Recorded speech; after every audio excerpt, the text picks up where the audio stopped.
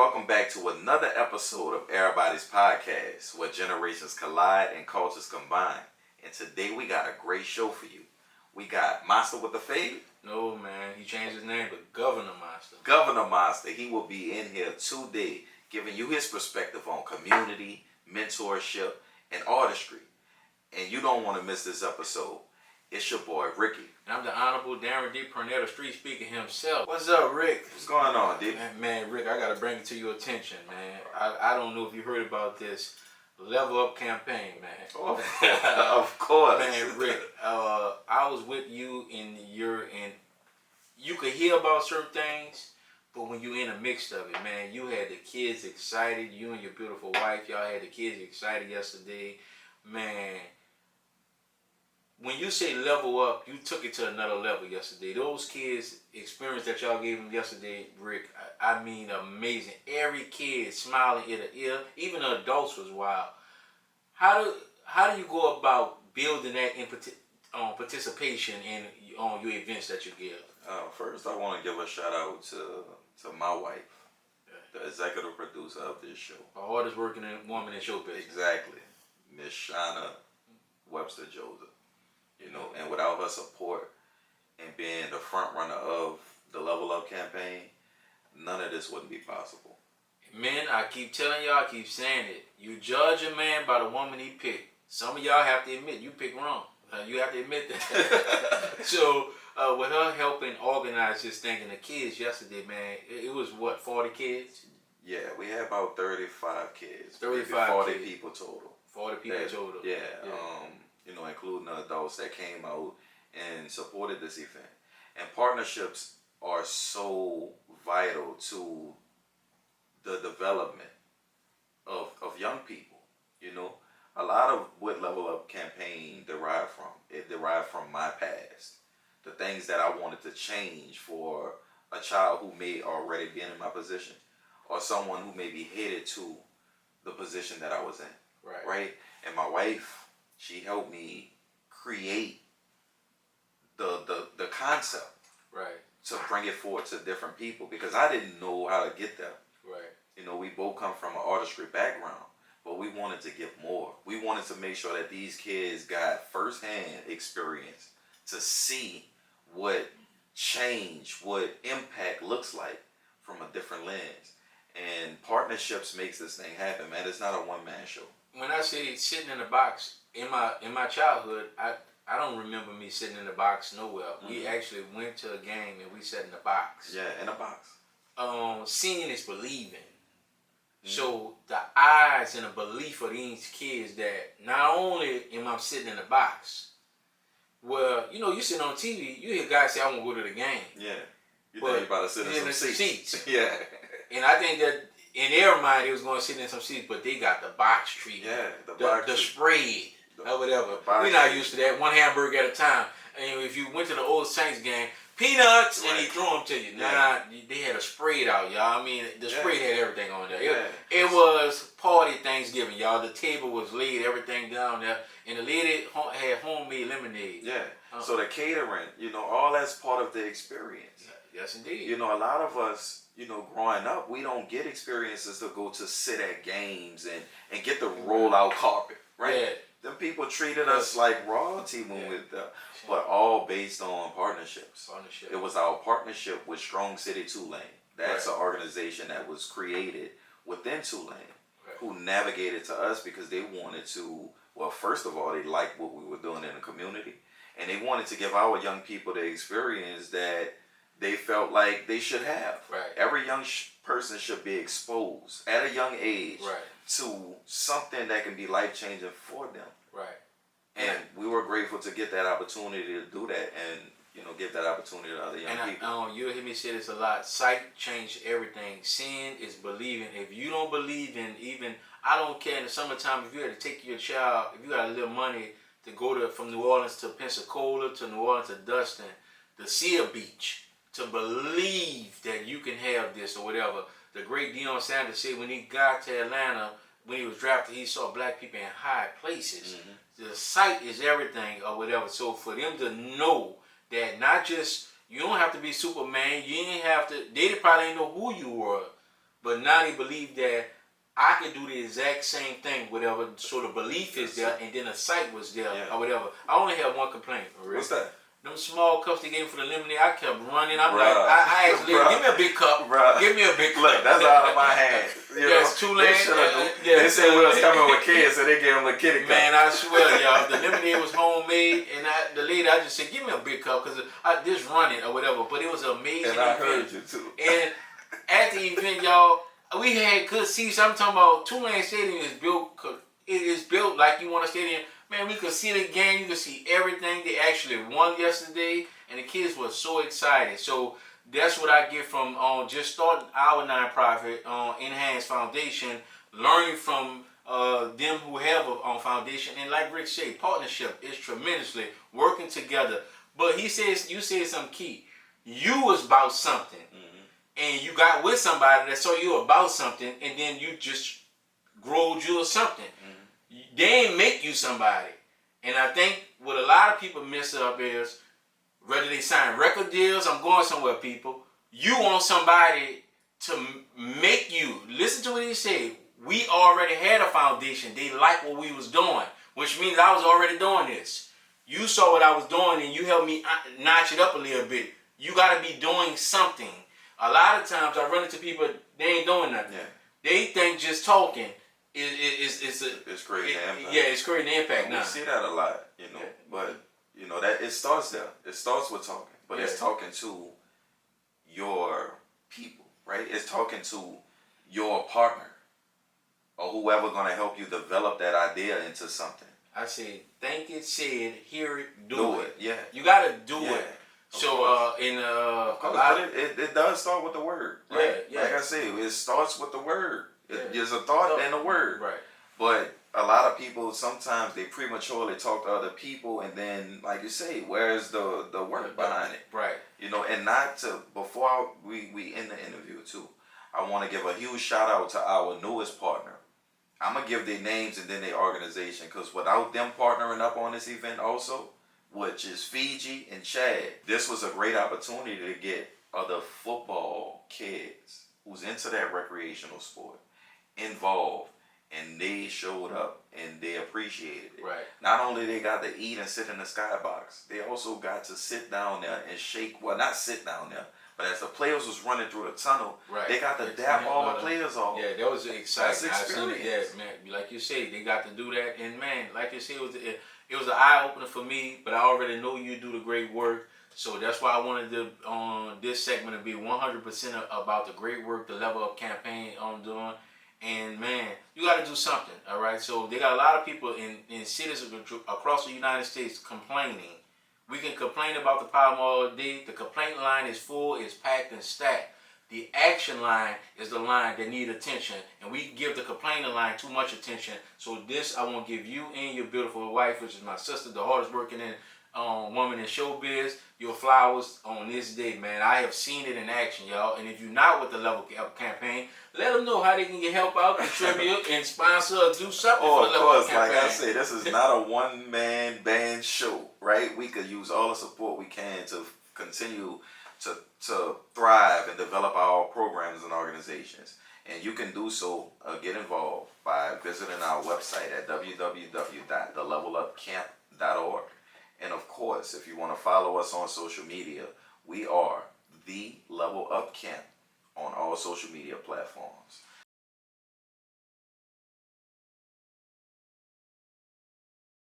All right, welcome back. And right here next to us, we got Governor Monsta. Governor Monsta. Monsta, thank you for coming through. Before we get into the full interview, for the people who don't know you, let them people know a little bit something about yourself. Oh man, I'm born and raised from New Orleans, Louisiana, man. Grew up in the St. Thomas House and Project, man. 715 Josephine, 613 St. Andrew, man. You know what I'm saying? I graduated from Frederick Douglass High School. Man, staying successful and stuff like that. Straight out of special ed, became successful. Get back to the youth. Been there for almost 30 plus years. Been behind the garbage for 27 years. Now I'm coaching the youth. You know what I'm saying? It's giving back, to the kids, man, to keep them off the streets. Well, I ain't hear you mention nothing about the music. Oh, the music. Oh, yeah, I won't get to that. The music. Oh, man, the music. I'm saying that's a little bit about Monsta right there. No bounce, no party. I'm a jack of all trades, man. I do it all. You heard it. But the music, I came along dancing in the St. Thomas Project. My grandpa, Sylvester Pence, rest in peace, it passed on to my dad, Tony Ray Temple. And Tony Ray Temple passed it on to his brother, Jerome Temple, known as DJ Jubilee, the King of Bounce. Okay. Yes. Well, I don't want to skip this fact or whatever. It's well known you got the number 10 on your jersey now. You from the St. Thomas. Yes. But do you think the Ninth Ward played a part? Man, Nightwall gave me the name. Put me on the map. Rick, I got you again, baby. But the dude now, he not from the Ninth Ward. He moved out of St. Thomas. How old were you when you moved out of St. Thomas? About 9. So the Ninth Ward have a tremendous effect. Yeah. That's the Ninth Ward. You got me. You got me, brother. You got me. You got me. But man, you're historical of this. Man, I watch your interviews and your knowledge on this thing called bounce music. Man, it's tremendous. You beat. They in bounce, but they don't understand it or whatever. Right. Tell the world, what is bounce music and how do they even get started? Tell the world that. Well, bounce music, it got started, man, just like, it took the Trigger Man beat, everybody like to dance. It really come from second line jazz music, man. So, we used to be in a project, bebopping and beating on tables, or elementary, junior high. And everybody like it from the St. Thomas. Jubilee started DJing on the porch. Then he went to Grammy back and forth. Then he went to DJ Go Wild. Then Tucker grabbed the mic. When Tucker started grabbing the mic, it got out there. Right. I'm the butter, boot up, shut up. Then it started pushing. Here we go, everlast hit, man. The list goes on and on. When you saying that Trigger Man beat, I know where it's from, but tell the people where that Trigger Man beat originally came from. New York. Now, who would have thought that New York plays a tremendous role in the bounce music, which we love? He said that coined the term, no bounce, no party, and that's how it is in New Orleans. When I hear a regular song, Rick, Monsta, I don't always like listening to a regular song without a beat on it. We ain't touch it, and we touch the beat on everything. Right. So, the Trigger Man beat, Manny Fresh was the first one to do it. It was DJ Herb and Jimmy looped it. All right, they looped it first. Yeah, they looped it. Him and Lee Charles and all them. Yeah, it was DJ Herb and they looped the beat. They took the Trigger Man to stop and loop it, and Tucker started rapping on it. Jew, Everlast, Hitman, Soldier Slim. Man, the list goes on and on. And I'm asking you a question. If it was out how people do, you get paid for people sampling. Do Trigger Man to be a rich man or whoever made that? But I don't think the paperwork and everything was right or nothing. Yeah, huh? they say can you, but can't use certain samples, certain things in it, you know what I'm saying? But they get permission because without that Trigger Man, it ain't the only beat. The Trigger Man, then it became the Brown beat, the Carrie Paul Brown beat. Right. And then it became the Cheeky Black beat. Here come the Javaka Roll Call beat. Here come the DJ Duck beat. Yeah. So it's only 5. I was just about to say, it's only 5 of them. 5 of them. Everybody use it in different, and have snails and use different samples and all that, yeah. All right, so in your music career, you got you always lay claim to it, and you rightfully so got the Hut song. How many years now? My Hut been out since 06. 06, wow. I remember you performing at Culver halftime show. Oh, so man, shout out to Mr. Violence, man. Yeah, Mr. Violence said, we need you come hype Culver, because Culver and Walker were one of the best 2 teams going there before Katrina. You know what I mean? Yeah. So they, Walker had their gumbo band, whatever it is. They said, let's bring Monsta. Yeah. Shout out to Culver man. Yeah, much love. And do you see it was a difference from moving from the St. Thomas, which is uptown New Orleans, for those who keep in count, to the greatest part of the city of New Orleans, the Ninth Ward? Well, the Ninth Ward ain't really had nobody. I was just dancing. Everybody like, what is he doing? Because I took the Jubilee dances and brought it downtown. Everybody like, what's going on? And it's spray, you know what I'm saying? So I ain't had nobody but ain't nobody better. Then we be coming out the 95 era, Right. But, who really taught me was Cooley. One of Jubilee dancers, Leroy Barry, rest in peace to him, yeah. But, yeah, I come up under them, so, yeah. Well, I mean, so moving forward, are you still doing music currently? Yes, that's me. That's what I love. I mean, I ain't gonna never stop because that's in me. I love that, that's me. So what's the newest project you have out? Is it already released or is it just something you working on? Well, right now, me and DJ Duck working on a new Hut. They got a new Hut. A new Hut? Yeah. The remix? Ooh, the remix, yeah. Me and DJ Duck working on a new remix. Yeah, man. So I want to ask you, have you and your uncle, which is world renowned, DJ Jubilee, have y'all did anything together? No, we work. I'm trying to work on something because he said never. I didn't give you the shot at the time like it. He wanted to work, but I'm waiting on him. You know what I'm saying? Because I'm glad you just said that. Why is it like that when the Stanger off it? When you just said, I remember when I was a big wrestling fan, and they could have set the stage for Ric Flair and Hulk Hogan, but they waited so long in their career, and it's not the impact you wanted. Man, Mayweather Pacquiao, they waited so long. Cash Money, they just waited. Why not in prime years? Do you think pride so much with man that we don't get it taken care of? A prime him and a prime you, I know getting it done is where we got it done, but when you in your prime years, when highly requested everything, why just you think that we don't get it done? I would say when we supposed to get it done. For having the battle. That makes sense. For having the battle. Gatekeepers. So at this point in your career, do you feel like that's still a barrier that you face? I mean that, I dominate the game so love. Shout out to a game over skip. I passed the torch to him. I laid my legs. I don't have no proof to nobody. That's why I just said, okay, besides me passing the torch at Ben Mouse with the fee, I took the title and ran with it, be the governor. Right. So the governor means that he's for the people. Right.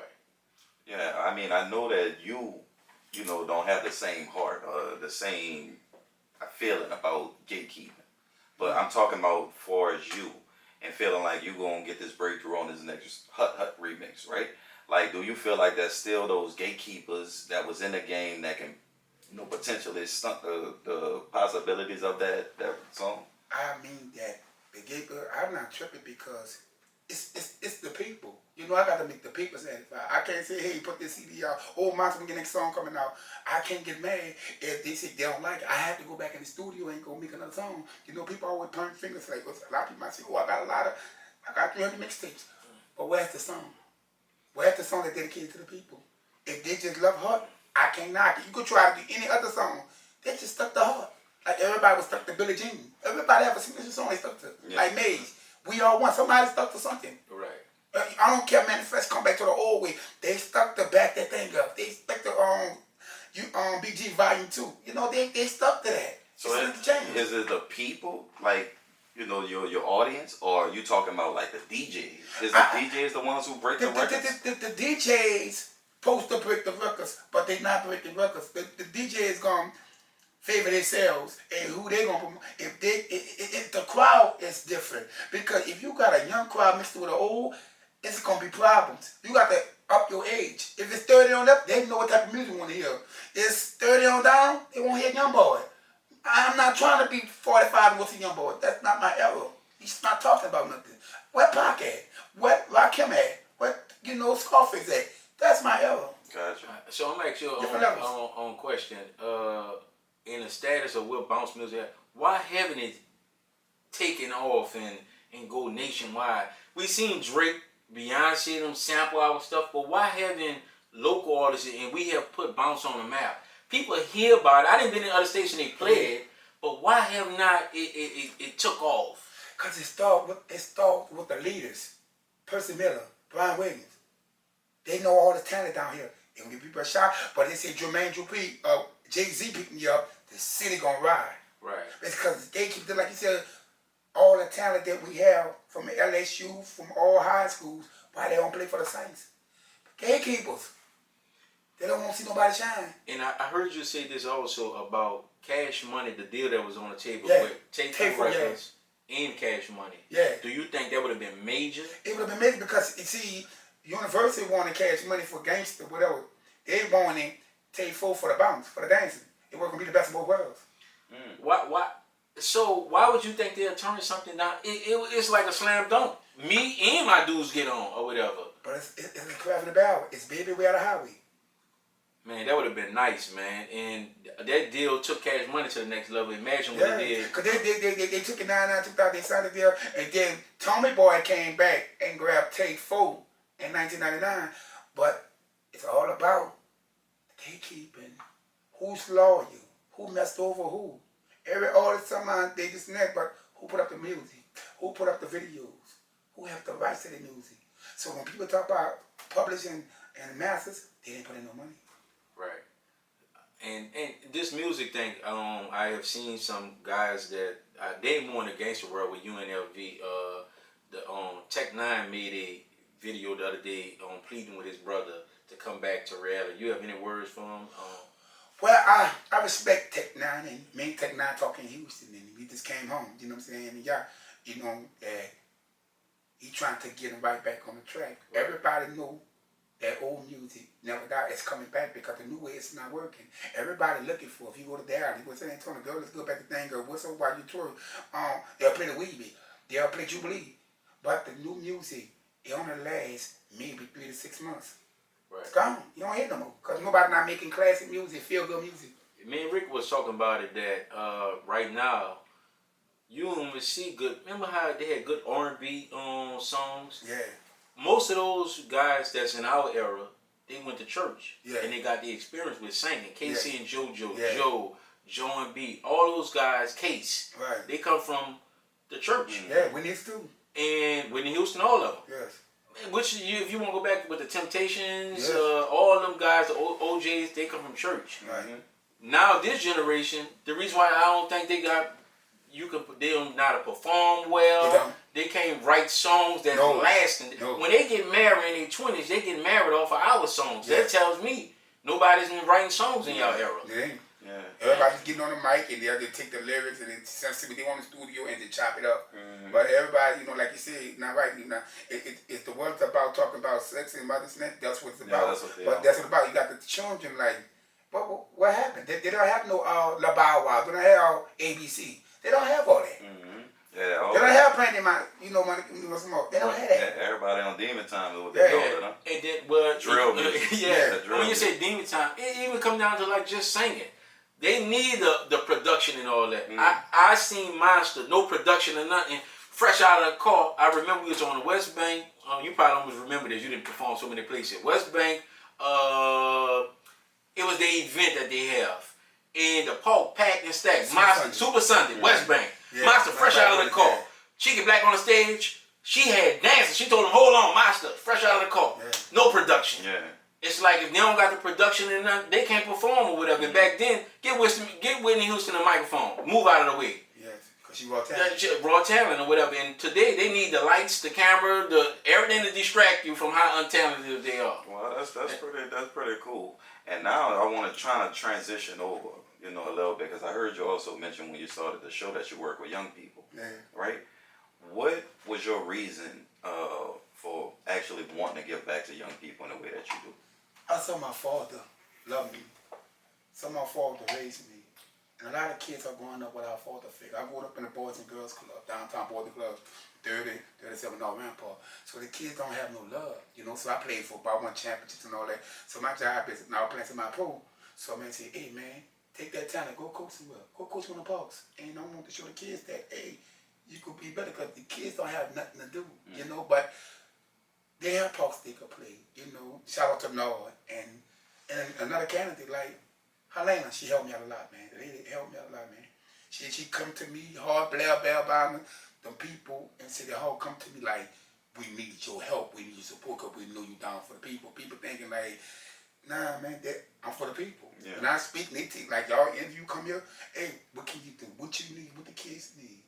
I love your energy. I love your heart. I love your soul. That's me. I love hard. That's my problem. I love hard. I don't care what I say. So, you just said something. I was gonna get into it about they have this political season, and you'll put your stake in the ground for Helena Miranda or whatever. That stake in the ground. What makes her different from the other candidates that you see? Well, nobody know because everybody pointing fingers. She out in the community. She came at me like God sent her to me. I need you. You the face. You don't see it. You the face. The kids gravitate when they see me on a golf trip. They see you around school. They love your music. How can we put him in a position? God said he the chosen to go get him. Oh, so it was that the sheer fact that she's in politics, you're not. She got you. She came, got me. Blair called me, said we need to sit down and talk with you. Blair Bears down, sat down with me, ate and they fed me. We need you. I said, what it is? They got all the other people, all the big celebrities. They're not you. You got the heart. People love you for you. You helping single mothers move and stuff. You helping people go home putting their garbage can back. Just for people. Right. So for all the people who feel threatened about our culture shifting, the culture of New Orleans shifting, from your, just feelings or expertise, do you feel like we should be concerned about the culture that may shift if Helena Moreno actually wins Mayor of New Orleans? It ain't gonna shift because we are the people. We got to make the change. I mean, they only could do that. They could sign and say, hey, or agree or disagree. We have to make a change. I don't know nothing about politics. I don't know nothing about going there. I know about what the people want. They want love. They tired. They tired of the promise. They tired of the promise. We've been promised for years and years and years, and we never got it. So people say, damn, he's still in the same position. He's still in the same spot. If I'm 30 years coaching, 27 years behind a garbage truck, I ain't hurt nobody. People just need love and time, and that's it. People went through it and lost family members, 20 feet of water across canal during Katrina. People shoot at helicopters because they can't swim. But we stopped the swimming lessons. We stopped the personal hygiene. We stopped the trade schools. We stopped all that. So the new way is that, okay, jail or the cemetery. No, kids. So who is we? Who is this we you speaking on? It's like, is it a color? Is it a person? it ain't about the color. Because people gonna pick and choose what they want to do. Everybody had a circle. They got the Muslims, they got the rich. Everybody had a circle. But when you really talk to a person in the video and break it down, they know who they are. They have, because they running what's going on right now. If the way it's about second soul, if the way it's about stitching and ratting, that's what's going on. Back then, Martin Luther King marched for, I have a dream. Malcolm X stood on anything by this. Everybody had, Obama had, yes we can. Everybody had a pattern. My pattern's keep it real, keep it gutter. That's it. I'm gonna ask you this question. Most people saying now that race doesn't matter, but I'll pitch this out to you. On every significant document that you fill out, including your voter registration and even on your ID, they ask you about your race. So when people say race don't matter, how is that doesn't matter when every document that you fill out that's important, ask you your race on there. But it's just race, but like you say, there's no race in the Bible. If you want to speak to real, race because race was created by man. But it ain't no such thing. People just judge it because of color, because of, you like, you bad, because people want the power. It's all about power. It's all about, it ain't about no, if you got what you think, if that young boy got the power or draw all the young people, that's what they're going to gamble with. They're not one by his life. They don't care to go to jail. He going to make my money. Right. It's all about money. It's like nobody want to deal with about like, okay, you got my back when I get hurt. There's no God put one man and woman here to be a mate. I don't have to sign no contract say I love you. That gotta come from the heart, man. Right. We not loving each other anymore. We scared to stick together. The Mexicans came over here 30 deep in the house. All of them working. No excuse. You never hear them saying, I'm grown, I'm independent. We stuck with that because that's the way we was brought up. Right. We got to go through something to know something. And what would you say the key for us now, and I hear this a lot from politicians, me and Rick hear this from pastors and everybody. If we all saying the same thing, that's a problem. How do we fix this? Everybody can turn out there, well, we don't stick together, we don't stick together, we don't stick together. How do we turn it around, and what is the blueprint for us to turn this around and start doing it? Easier said than done. Well, we have to come together as a family. Stop with the money issue. Because if somebody, we all will come together and rebuild this world again. We build this place. Somebody will always knock somebody because the money going to be involved. Take money away, everybody on one. Take money away, everybody on one. Because somebody going to fall for the okie dokie. I'll give you this, I'll give you that. I want him out of here. It's about money. Right. That was a good question because I was about to ask something like, how do we activate our people? People look up to you for many different reasons, even our young people nowadays. Yes. How do you get these people active? Because everything is about knowledge. Right. Like you said, if we don't know, we can't change anything. How are you activating the young minds? How you activate them, spending time with them. They want to ask questions. My mama never home. I never saw my daddy. They trying to reach out. They don't want to call Jack. They don't want to wear hoodies. They need somebody to guide them. What's up, Coach Monster? What's up, like hot sauce, little old beef? Oh, now I got their attention. What you doing with yourself? I'm not coach. I don't cuss them out. Oh, you missed a tackle. Go back and make that play. That's how you motivate them. That's when the energy come out. I don't want to go over there. They don't like certain coaches because the way they talk to them. So the way the coach talk to them, that's how they get talked at home. I love you, young brother. High five because you missed a tackle. High five because you missed a block. High five because you missed an intercept. Because that's love. So that energy I just spoken to him, now he's going to make a play. Because you know what? It ain't about winning and losing. We win this every day. So for the ones who wear the hoodies, right? The ones who are more rebellious and the ones who people kind of shun away from, be like, I'm not about to deal with that. And I see a bunch of older individuals, you know, pretty much y'all generation, be like, I'm not about to deal with that shit. You know what I'm saying? It just you know why I ain't about to deal with it? Because their father never dealt with them. My father always told me, look a man in his eyes, sit down with a man. I'm not going to pull a gun out on you because you say, I said, you say. Let's sit down and have a talk like a man. What's wrong with your problem? He hungry. Now I fed him. He don't want Robin Jack no more. People go through something. I lost my mom. I never saw my daddy. Coach Miles, you got some cleats for me? Coach Miles, you gonna bring me home on your bike? Yes, I'm gonna do it. They don't want to go that way because they know nothing at home. So he gonna always go sit by somebody's house. They got a PlayStation. He ain't got nothing. The kids gonna always go where it's fun at. Cause we growing up. I slept by your house. We went to nickel dance, went to car dance. You wore your ballast. That's love. Now we got, oh yeah, you wore my shoes. You dirty now. No. We got away from that. It's about a fashion show. The women forgot how to be ladies. It's not about the BBL, all that. I like natural. Where's the heart? She's my mate. We're going to go through ups and downs. I'm a man. I got to protect. Ain't no, oh, I make 6 figures and I got to pay all the bills. We're in this together. Because if God wanted man to be lonely, he'd have left man lonely. He brought woman here to help. I'm going to ask you a question. You always speak about, and you make it very clear that you graduated from special ed. Mm-hmm. You got to be one of the most popular people in the world that come with special ed. Do you find when other guys that's in special ed, because most of the guys, they have 2 kinds of people in special ed. Yes. They got special people, yes, and then they got, a lot of people get thrown in special ed for behavior problems. Okay, yes, slow learning, yeah. So, I come slow learning. And so when they're in that class, I remember at Carver, me consistently picking with my partners, passing the class, and say, come on, oh my bad, you can't go or whatever. Right. So you able to get over the hump and become monster or whatever. Do you find yourself when you get around them, inspiring them, be like, you know what? Even if I grow up out of special ed, come up out of special ed, I can still be somebody? Because most of the times, it's parents, I didn't see parents keep their kids in special ed for their check. Yes. I didn't see kids that need to be in special ed, but it's not the most confident position to be in when you're not in the class with a full class of people, right. And you'll never win Miss such and such of the school. Right. You'll never win those or whatever. So how do you embrace the other ones that's in there when you're talking to them? When you talk to them, you got to open up. First, you got to understand that. And I'm like, I was talking to them, see, don't worry about nobody say you. You can't point fingers at people if you're not gonna point at yourself. And I'm like, I'm especially everybody like me because I get beat on the table. I had my own table. I'm at Douglas. I had my own table. They had the cheerleading table, the football table, the Florida table, the 8-ball table, the cross canal table. I had my own table because I created the women. I like to be on the table and make them dance. Right. Yeah, and, and I'm not telling people like, we had 12 people in special ed class. We rolled. We had fun. We put our money together. We went to the aquarium. We went to Celebration Station. We had fun. See, they were getting bus tickets. We had the ID from RCA at 40 cents. I'm not playing that. Straight up.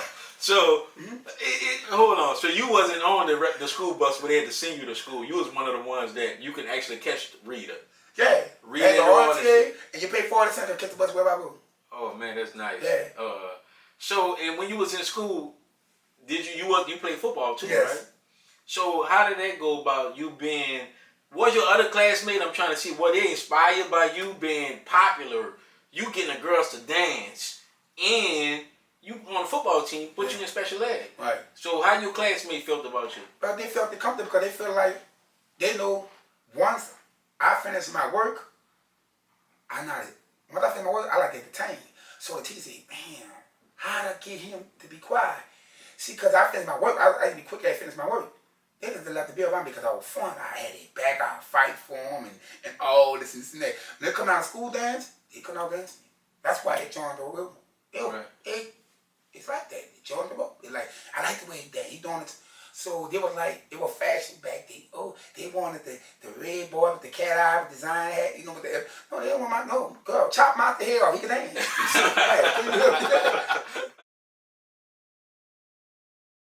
We were talking about you in school and making a huge impact on there.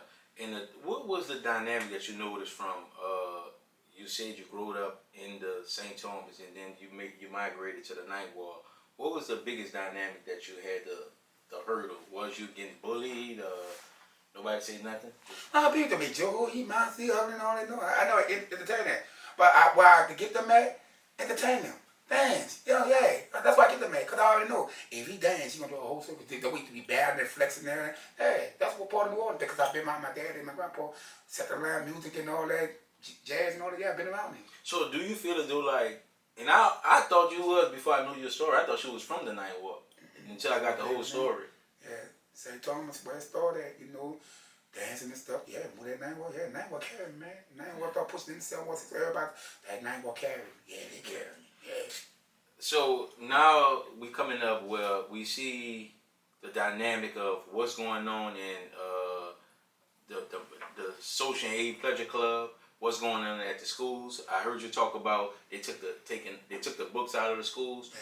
Where are we at right now? Do you think that we're in any close to a good position in life right now as black as you? Where are we at in the city of New Orleans? It seems like to me we're falling behind. Yeah, we is falling behind because at the end of the day, everybody by self, you know what I'm saying? And it's, you know, a lot of things get cut. Now I'm starting to see a lot of mothers coming out and say, they tired now. I don't want to be single no more. I should have kept the man I had. They thought it would, the help was because, see, Trump cut a lot of things. Once he cut the benefits and cut the bill, now, oh, I ain't single no more. Oh, I ain't independent no more. But you know, once somebody helping you, they're going to feel that type of way. If somebody buy me something, I'm going to feel independent. I'm going to feel I'm grown. But no, all that stuff. You think it may help then? What? Sometimes an accident could be a good thing. Mm-hmm. By him cutting it, yes, it's going to force. Because everybody come together now. Yes, nobody, you got people try to come back from San Antonio and Dad, and he try to come back home. I see him like, I said, what happened? I thought you had it going on. He was like, no, it's running out. Mm. It's dead now. You got homeless people sleeping on bird bed. I was going to go truck this morning. I saw a white lady. She was pregnant on bird with a phone, pregnant, homeless. It's homeless now. They're showing you now. That's who doing all the drawing on. They're homeless now. Right. So how the rent is $1,050 for one baby. Right. Garbage truck checks not matching that. One more check, McDonald's checks not matching that. So you're gonna have to work together. You have to work together. So you can say Trump bringing the black family together, and he don't even know it. Yeah, he is, because you know, like the National Guard, I love to bring them because they did a lot during Katrina. Bring them because they understand they're not gonna arrest you and mess with you. They're gonna protect you and be right side. But they feel you doing what they give you a warning. But all after they're not gonna you hate like they tell like your windshield crack. No, because they see you trying to get home. If you into something, they're gonna stop you. If you're not into something, they're gonna make sure you're okay. Right. I'm gonna have to disagree with you on that. What? So you don't think about the National Guards coming out? In DC, see the news never show this, but people in DC, there's somebody with a regular camera going around, putting it in the face of the residents. Old lady saying, "I'm so happy I can come outside now. I'm safe or whatever." Yeah, but they walking around your street with rifles out. Well, they walking around with guns on that But would you rather somebody trained walking around that say they gonna protect me, or somebody like which we call them young in need, what they call them now YNs. Yes, YNs. We call them youth in need. They call them YNs. Like Monsta said, man, it's like we gotta give back to our own self. But having that type of, you know, that's fear. Like that's we want to be fearful. I mean that they're not gonna do nothing until you do. If they protected me at a DJ in the second line, I'm good. But the YN, for no reason. But and I think you know what it is. And I want to say this. Us three can live anywhere because we're not looking. We taking care of business or having fun. Right. It's people that's into things that care. It won't bother me if they're coming out. And I say it won't bother me because I don't live a life like that where I'm trying to rob somebody, I'm lurking on somebody. No, I'm just going where I'm going. I get it from, you know, both of y'all's standpoint. Like, but for me, even the experiences I had during Katrina when I came back and the guards was down, not good ones. It's like you walking up and then this bitch Iraq. You know what I'm saying? Everybody just got their rifles out. It's like, all right, that's the way they train. But at the end of the day, that your car, you have a nice car, right? Yeah. The National Guard gonna mess with that call. That YNs ain't gonna play with the National Guard. Now you're safe enough. The YNs ain't gonna play with my shit, period. But no. Hold on. I'm gonna ask you a question. I don't think from my experience in hearing about them that I don't hear the National Guards was involved in nothing during the time that they was there right after Katrina. I don't think they was involved in nothing. Like nothing serious like that. Catch the news. Now the state troopers have been involved in like some things, but they said the troopers, but they treated us like we was looters. Oh, you talking about like right after? You talking about during the time when we was actually in need of stuff? But it was an order given. And we are in need but no, right but I'm now. asking you a question. We in need. The general came down and fixed that. Remember General Honorary when he came down? Yeah. But I think they was under orders because the news was putting out false narrative, like Seth was talking about they was looting and they was killing. Right. So when they got off the thing, they coming cocked and ready, looking like, let's go straighten this city out. Yeah. They didn't come down on some peace treaty where we are going to pass out the water, we doing this. And when General Honorary came down, after he started making that statement, put those weapons down or whatever. But our crime already down. According to the numbers, media. it is now. Like, so what's the need for it? Is but what I'm asking. I would say down for a dangerous city. Yeah. Like, we still dangerous. We down. But it's almost like going from a 100 to like a 88. Like, we down, but... we could agree to disagree on that. Because that's what, it's like, if you say, see, one thing, the number one hospital is called charity. You call the police right now, they come 6 hours, call the National Guard right there. See, that's the difference. Call the National Guard right there with you. They're not going to argue with you. They're going to hear your story, they hear your story. They ain't going to take your side, they're going to put y'all two together.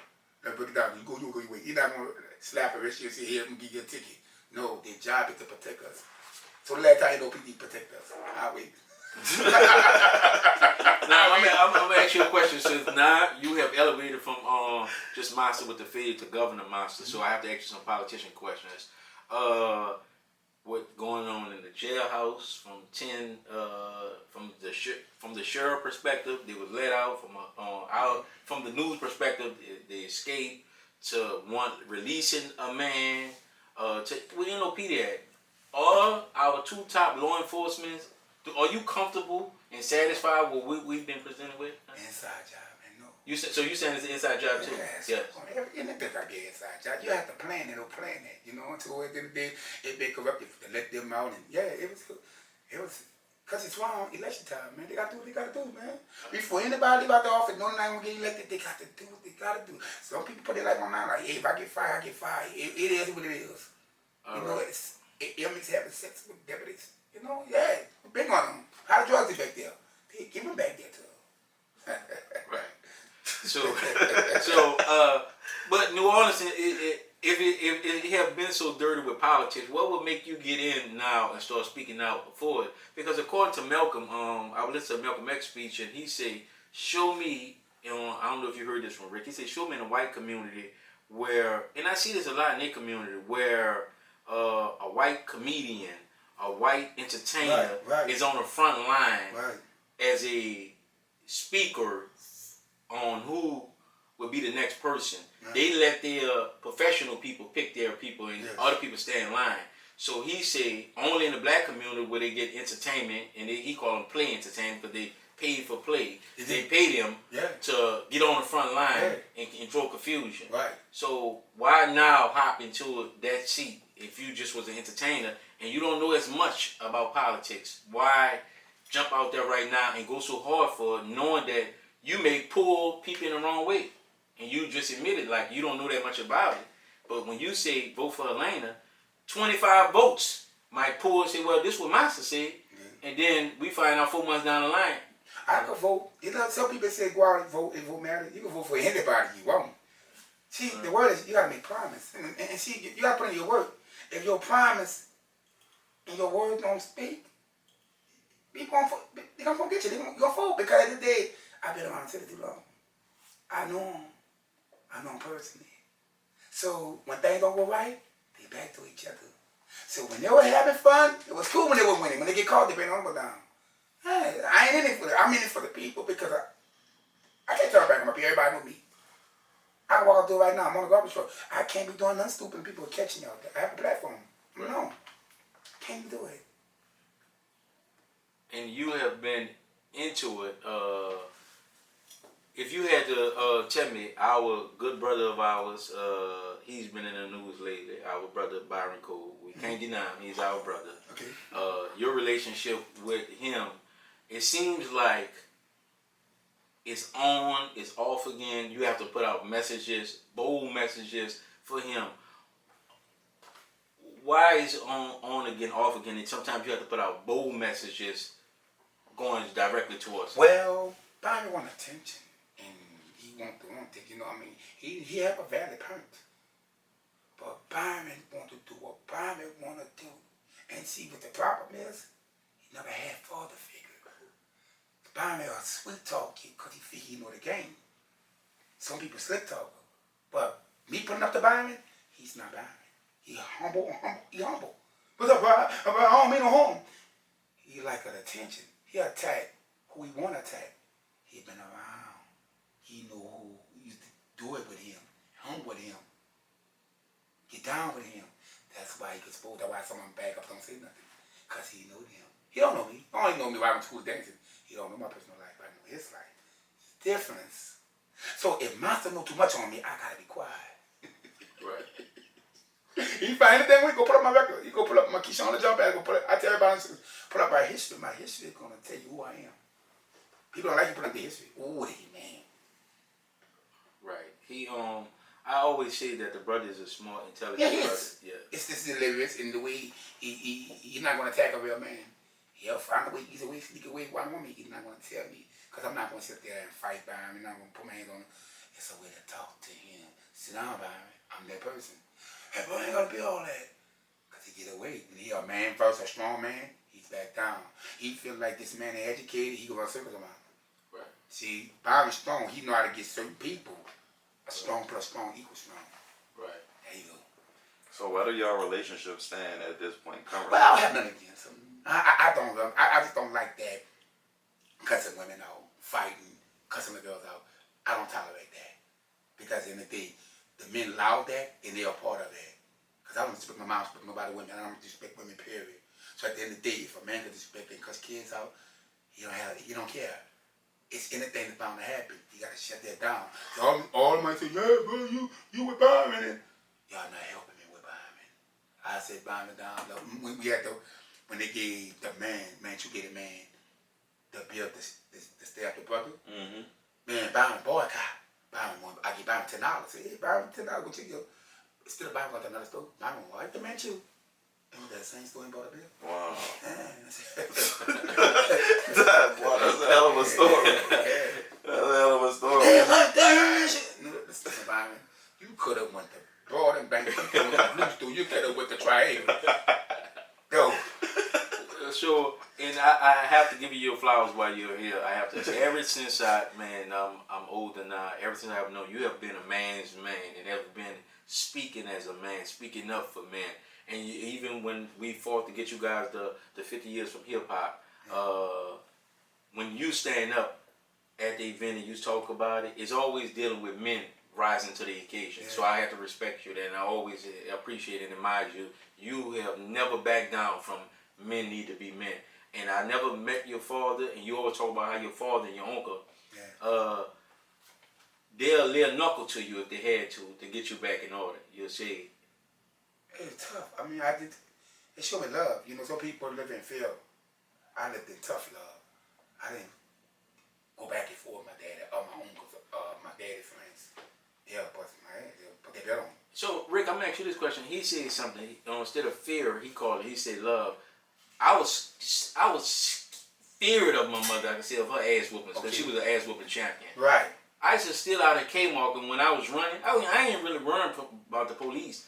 I was running at a speed that I didn't want her to find out because I knew it was a death sentence. Right. So I was more scared of her than the police. Right. Were you like that? Oh, of course. Yeah. Of course. Back then, my mom didn't tell my dad something? No. Tell who daddy? So I'll put that boy lunch bag. I'll put that. So why are kids today allow you to call their parents instead of just taking... I'd take 100 push-ups from Coach Monsta, then Coach Monsta called my mama. Right. And I probably couldn't do 100 push-ups at that time. I'll be on the floor all day trying to do them push-ups for Coach Monsta. Then for me to let you call my mom.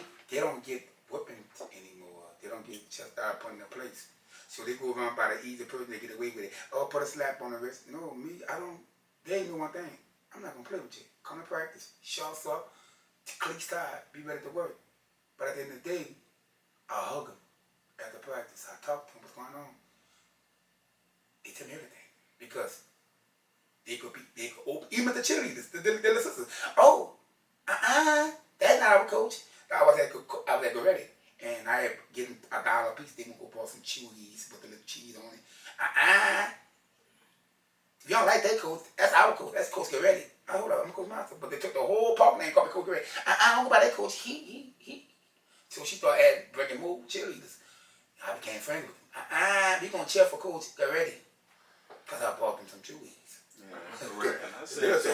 That's real though. But I also say it's like politics have a lot to play in that too, D. Yeah. I don't know if you know, but if you whip your child and they feel like you done it in the worst way, your CPS come and get your child. Rick, CPS gonna have to come get me. Yeah.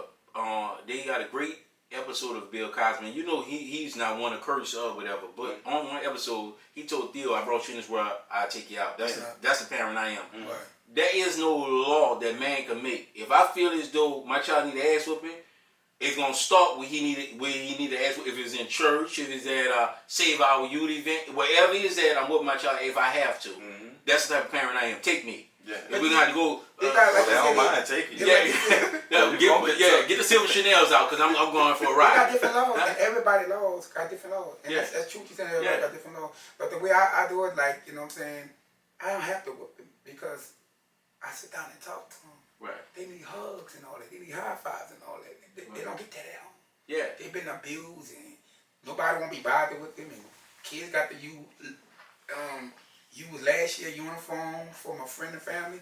But right now, I help a lot of single mothers move because a lot of this stuff coming back to the world and a lot of stuff in the stores. They can't get no houses right now. Right. It's like the apartment that happened in the 80s. People got nowhere to go.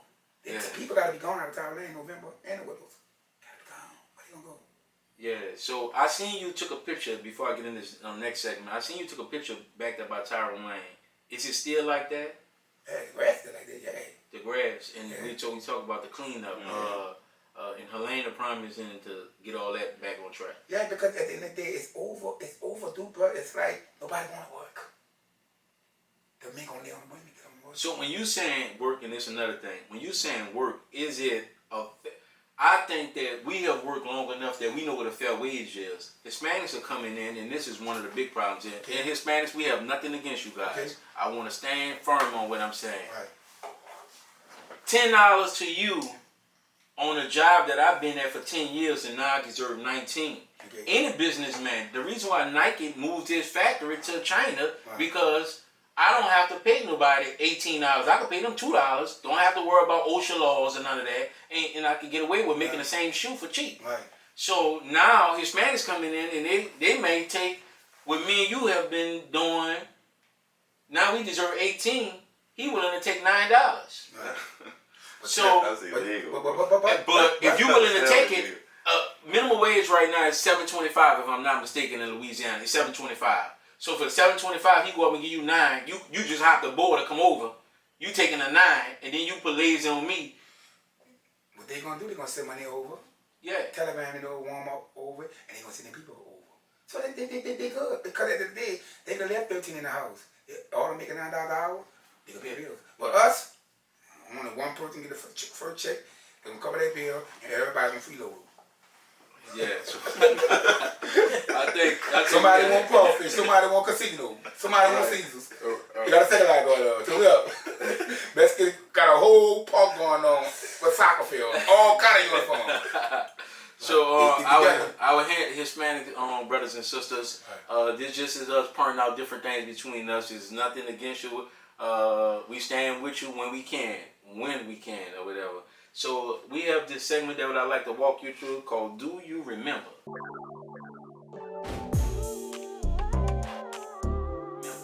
All right. I want to take you down. This segment is taking you down memory lane. Okay. And I want you to tell me about This first thing, I want you to take me down memory lane. Imagine Monsta in the greatest part of the city of New Orleans, the Ninth Ward. I don't care what nobody say, Rick. I'm not about to get into it with you. You are riding your bike with your friends. You come from the old way. The metal pedal is slip and hit you on your chin. What that feeling is like? Oh man, no, ain't nothing when that chain come on you. Nothing hit the ball. Oh man, and then you go around you on a handlebar. You hit them tracks right there. You go on the night way, them tracks. You go to, yeah. Yes, Right. that metal. You was alive when that metal. So you caught that metal? Of course, I caught the metal. Tell me about it, Rick. Yeah, it's serious, it's painful. And I was young, so I didn't know how to deal with pain. Jump off the bike and just Man, start I crying. swear, boy, you would stop a whole 30-man ride. Boy, that you slip and that metal hit your shin. Oh my goodness. My God, man. My insurance cards was used many a time at the greatest hospital, charity, dealing with that on chain. Now I'm gonna ask you a question. If you had to pick out great television fathers,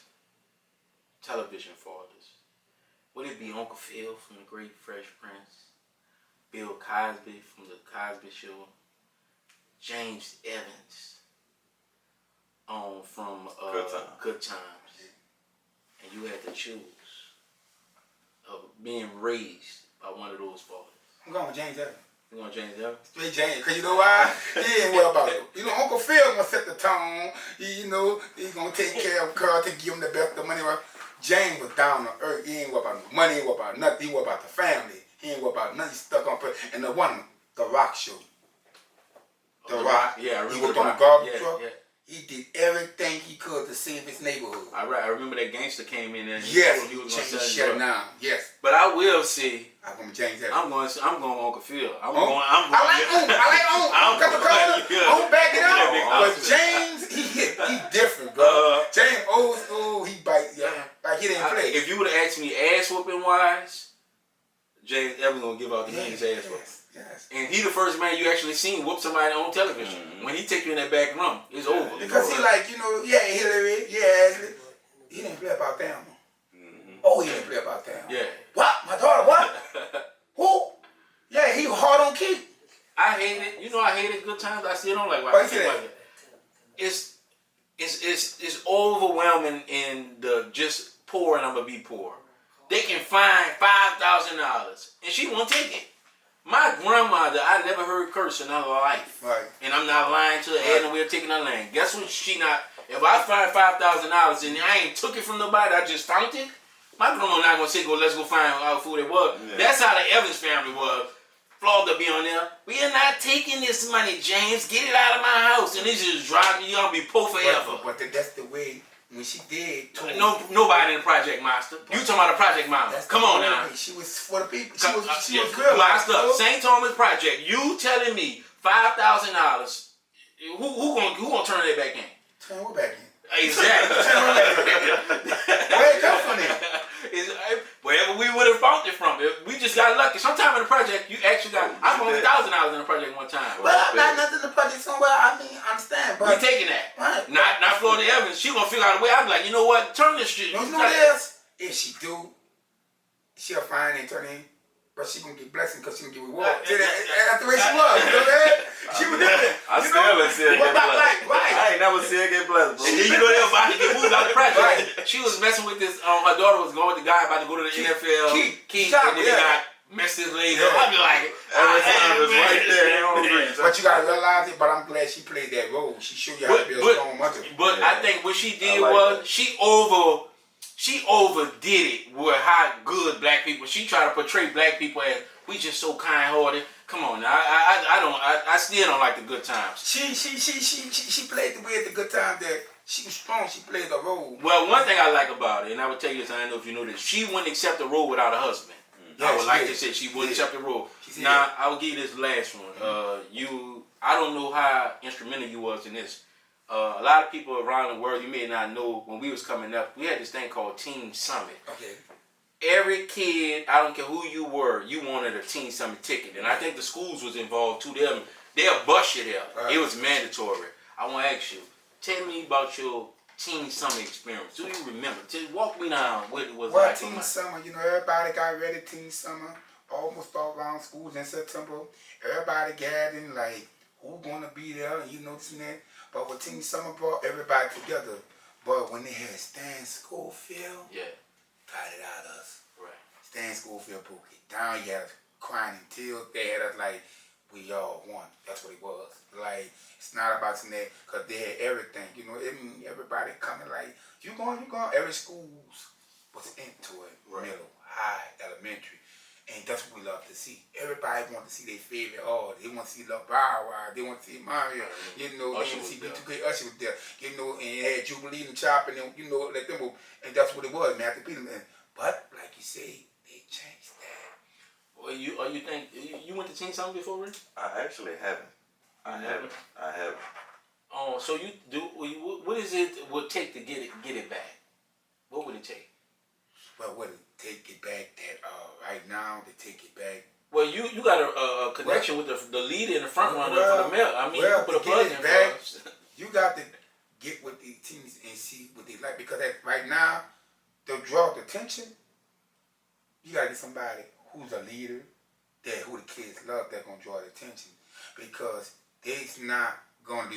Oh, you bring somebody, a football player who they love. They might love Lamar Jackson. Bring him. Monsta and Beldon, bring him. Young boy and big, bring him, because he's going to get their attention. And we need to explain, hey,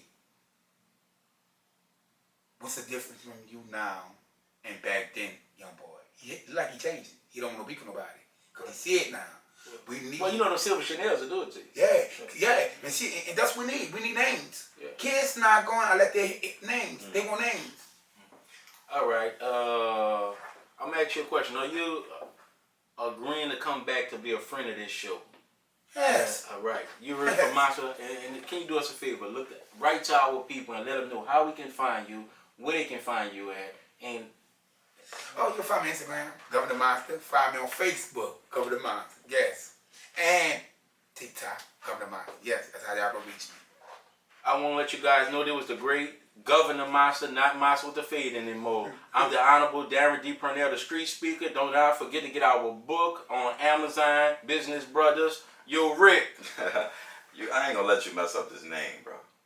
The book is called Businessman, and it's on Amazon right now. I hope this show was just as informative to you as it was to us. We want to thank you, Monsta, for coming on. Man, this was a very informative show, so y'all make sure y'all tune in. And if y'all looking for us, you can find us on EraBody's podcast. That's EraBody's podcast on all social media platforms. And we out. Yeah. Peace.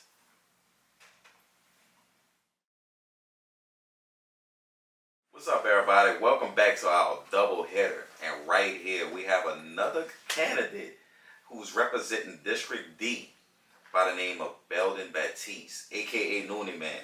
I have to say that, Noonie Man also, man, great to have you on, man. It's been a while. So we glad to have you. Go ahead and introduce yourself and let our audience know who you are. All right. My name is Beldon Baptise. Some call me Noonie Man, like he said, a.k.a. I grew up in the Truly area, fighting for District D, standing up with Mr. Jerome Smith. Really, we fought all over the city. Mr. Jerome Smith is a civil rights icon, and he been in Tremie Center, he used Huntersville, and he done traveled all around the world. So he taught me everything I know. So at 14 years old, I got under his leadership. And I was put in a leadership role to run a summer camp with like 800 kids, 30 adult workers, and 100 youth workers. So I was learning, but I got to give Jerome his flowers while he living, because he taught me everything I know. I come from a mother with 5 children, and I just stayed there. I come from the Baptiste family that well known around the area, and I just like advocating and fighting for people and standing up, and I am a candidate for District D. Okay. So before you go, why politics though? Because your family is known for, the Baptiste family is known for music. Yeah, that's what I heard too. Yeah. Why politics? The Baptiste family is known for music, but they're known for advocating and fighting for people. I do the music with the Indians. I can play bass drum and the tambourines. But at the end of the day, when I went through Mr. Jerome, I learned a lot from him. As him being an icon and a civil rights worker and traveling with him to different states, Alabama, we advocating for justice, freedom, and everything. So I became enthused with that, you know, because I got a chance to fight for the community, stand up, go to city council members, and imagine you being 13 to 14, you got council members answering to you, you got the mayor answering to you, because Big Doc told us what to do and how to stand and advocate as a child. So you was introduced to it early, and that kind of sparked your interest in not only advocating, but being a part of politics. Yes, that did sparked it, because when you're protesting and you're out there fighting, it's like you politicking, you know what I'm saying? But you're politicking for the people. And so when I did that, you know, I saw this District D seat and I said, I'm going to run. I didn't ran before, but I'm sick and tired of seeing what I'm seeing in the city of New Orleans, criminal neglect, seeing how the streets, the road, seeing what energy is doing, the Sewage and Water Board, watching how the night water is being neglected, 20 years of Katrina, and we don't see no change in the night water. We don't see no grocery stores. We don't see no, you know, food markets. And when you talk about the New Orleans East, they was neglected because of Katrina. I'm tired of these politicians just saying, oh, it's going to get better and they're going to do this. But look, we had Katrina and we know what happened 20 years ago. But if I ask anybody a question, are you living better? Or are you living worse? And the answer is what? We are living worse. And you say that me and Rick just so happened was together last night, and we was on a bus. And you would have thought we was in a Honda. That's how bad the streets was. Oh yeah. It was bumps. Normally, with the higher you up in the vehicle, you get over the Yeah. But Rick, did it feel like? It felt like we're about to fall through the floor. It feel like that the bus was gonna have to go to a mechanic job. And we talking about a bus with weight. A school bus. What they had? What? 40 people. Yeah, we had 40 people. 40 people. The weight of 40 people. You know, the weight, all that plays a part in the impact of it. And I thought baby girl was gonna have to go to the mechanic job after that, man. It was a tough ride. So when you say in the streets, man, we definitely feel the impact of it. Even just like I said recently, as last night.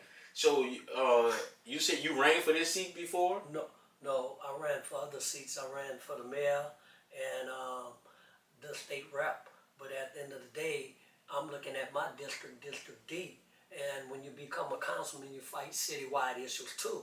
So I'm ready to take that fight on, because I think when I'm looking in District D, we ain't getting the representation that we need. We need someone to be a leader with a proven track record. I got a proven track record of 30 years. No corporations, nobody can make me sell out. I'm about it. I'm about bringing that fire. I'm about bringing that smoke, because I'm one of the people. See, a lot of our politicians don't see what we see when we living in poverty, when we running through these streets and the infrastructure, just like y'all see y'all on a bus. They got people with cars. They buy brand new cars, and now their cars shaking. They got to put them in a mechanic, but they everyday people, not making no money, not making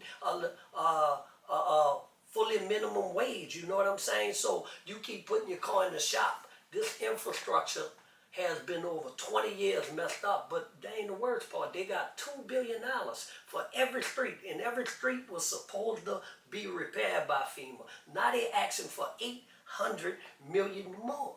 But you know, I'm gonna ask you this question. And this question, me and Rick have had several politicians on this show. This is the platform where we give it to you. Everybody that's gonna come on as a politician, they're gonna say, the politician that's the incumbent gonna say what he have been doing.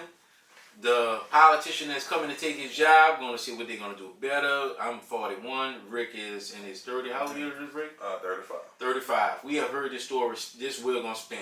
The new person coming in is gonna promise the stars, the moon, the spotlight, the ocean, whatever. And when they get in office, do you think it's the same thing? When you're dating someone, you can say whatever you want to say until you get that person. You actually got to do the job.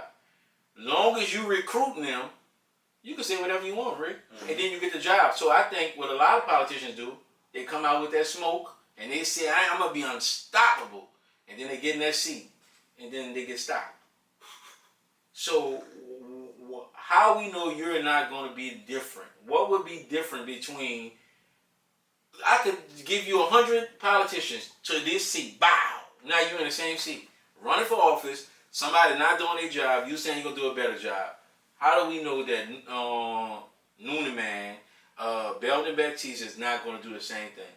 Because my work speaks for itself. Talk about it. 30 years I've been working in the community with my own resources. And at the end of the day, none of them, you can go get them, you can name any politician, they can't measure up to the work I do.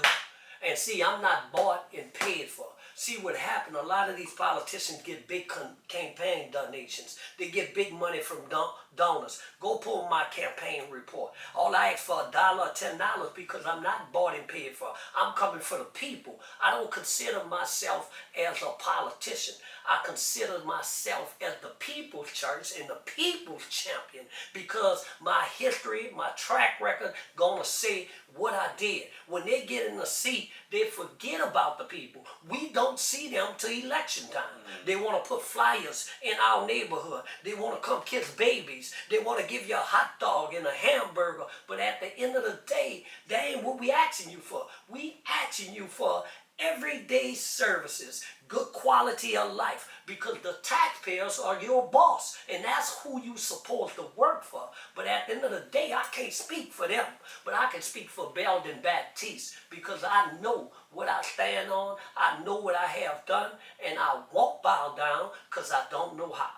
But some people would say, if you don't have the big money going in and nobody writing a big check, it's going to be hard to defeat. Who you can give us the example of that haven't took big money that get in office? The President Obama reign and they raised $1 billion.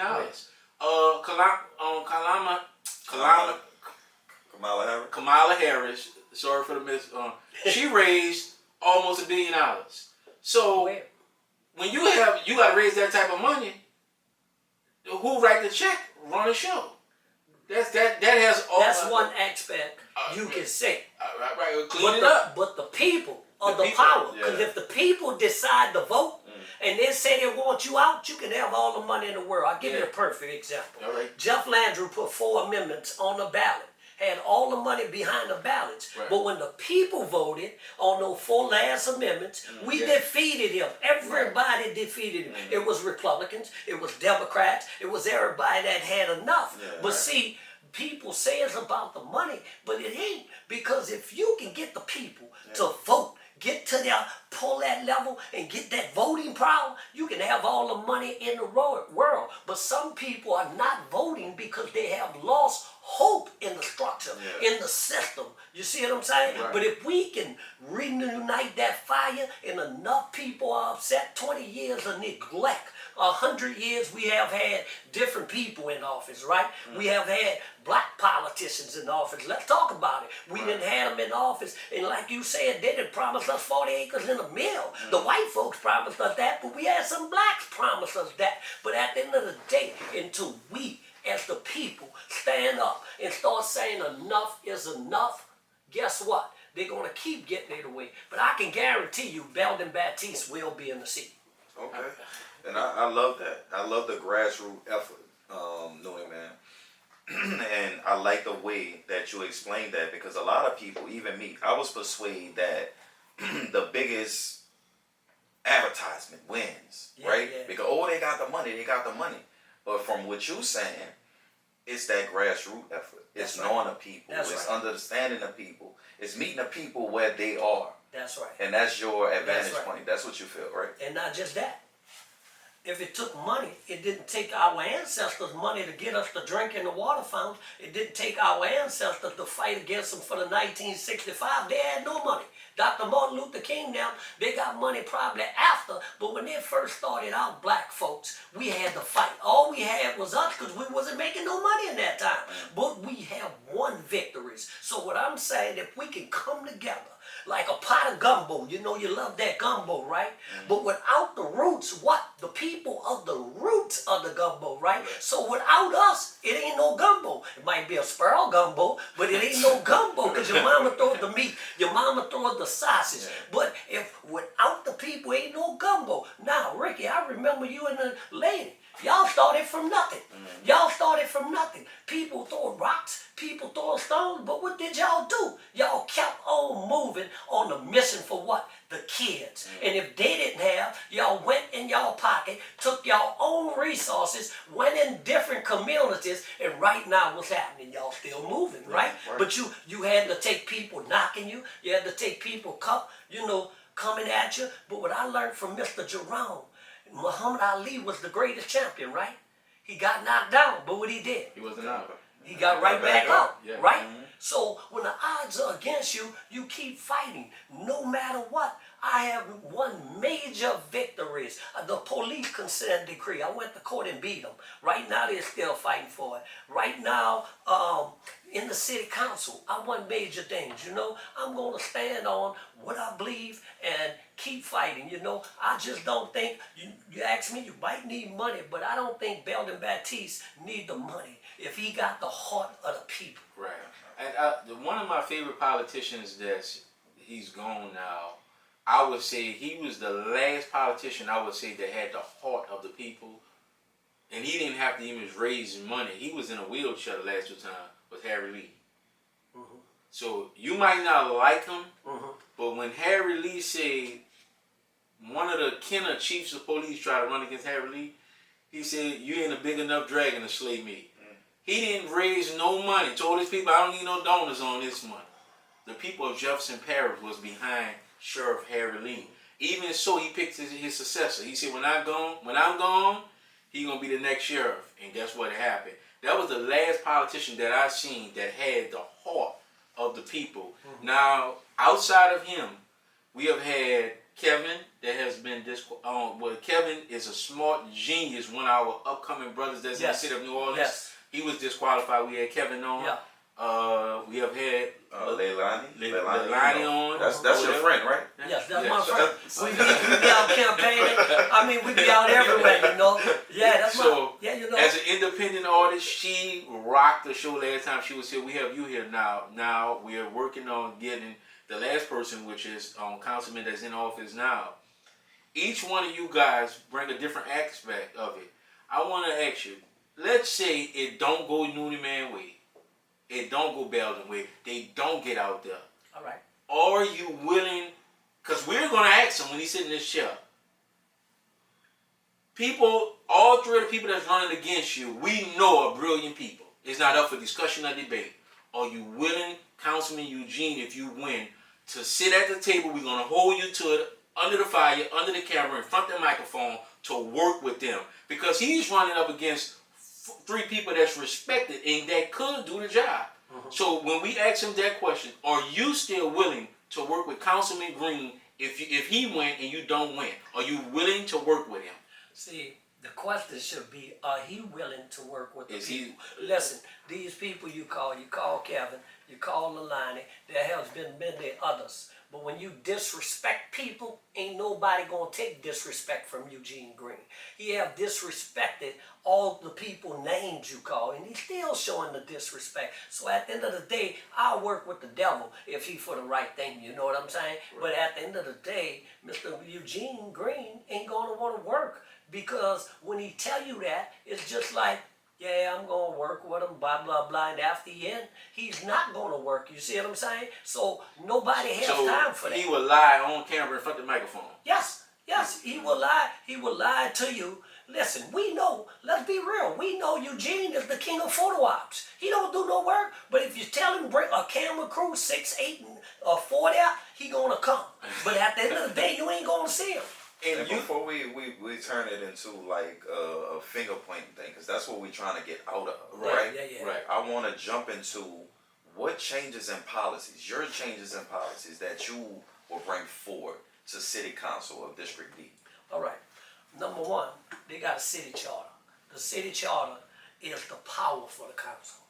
Mr. Eugene Green don't use the city charter. See, the city charter, to let everybody know, it's like the home rule charter. So the home rule charter gives the council its power. If it comes to land use, economics, or certain things, they got provisions in the council. So one thing I want to do is look at that charter, right, and see what's in the charter that's going to benefit people. Because the charter don't benefit the people in the city of New Orleans, you know what I'm saying? So that's charter power. The other thing I want to bring to District D is a youth Congress. And why I want to bring that, because the youth is never a part of the conversation. Do you know what I'm saying? And I'm not talking about just bringing them there and letting them sit. We want to hear what they want. Because we got a lot of young people with no good degrees, illiteracy problem, but I got a solution. We're going to take 4 colleges. We're going to take Dillon, Xavier, Delgado, and Suno, right? We want them to get skills training, but we want them to be trained for a career job, because we know the port is coming here, right? The first thing the port holler, we don't have the people trained. But if we open in the 4 black colleges and saying, look, let's train them, use some of the port land. The port got all this land, right? So make it a training facility for young men, young women, where we can start getting them skill training, right? Our young people are hurting. They're suffering. We looking at Nord, right? We know the problem at Nord. No shot at Larry Belbino, because it ain't Larry. It's the Nord Commission, the foundation. We got to get rid of them. We got to go back to the old way Nord was ran, because the brother only got $21 million, right? And they took money out the budget to build a new jail. But why would you hurt children? You see what I'm saying? Right. Every time we attacking our children money. So I want a world-class Nord, like Morris F. Jeff. Morris F. Jeff was the first black person to run Nord. But if you go look at his plan, he had a hell of a plan. So we need to go back to that, right? So then we talk about what? The police, right? Everybody want to be safe. We say we got 900 officers, right? But the budget says what? They got money every year for 1,500 officers. So the question gotta be, where's that money going for those 600-700 officers? And we need to find out the problem why we can't get these officers. Now the problem is sexism, nepotism, favoritism, and cronyism. We gotta stop that culture, because you got a lot of cops that's good. But the plan for the police is easy. My man Mark Morial. Mark Morial came here with Richard Pendleton. What did they have? They had neighborhood polices. They had officer friendly. They had the DARE program. All that is gone. So we got to bring that back. But we need a councilman that's going to be a leader. Stand up to energy. If you look what they did with energy, what did they do? They sold a gas company without the people to Delta Utilities. Now, guess who Delta Utilities is? Who is? The Shaw Group. Remember them for Katrina, running off with the people money, treating us every kind of way. So check this out. You know why they gave? So you know why they gave the Shaw Group the money? Because campaign donations. The man who run that, his daughter was over the Democrat Party. He's a Republican, right? But now he done got the gas company. So people are complaining because you're paying energy, all these taxes on your bill, and you're paying Delta Utility all this. That's double jeopardy to me. So we gotta fix that problem. We need a leader. People have high bills every day. Energy comes in the council, say, oh, a bird got the power out. Then one day it's something else, right? But at the end of the day, why should we be getting energy money when they're a multi-million-dollar company? So we gotta stop favoring energy. But a lot of people ain't gonna touch energy. You wanna know why?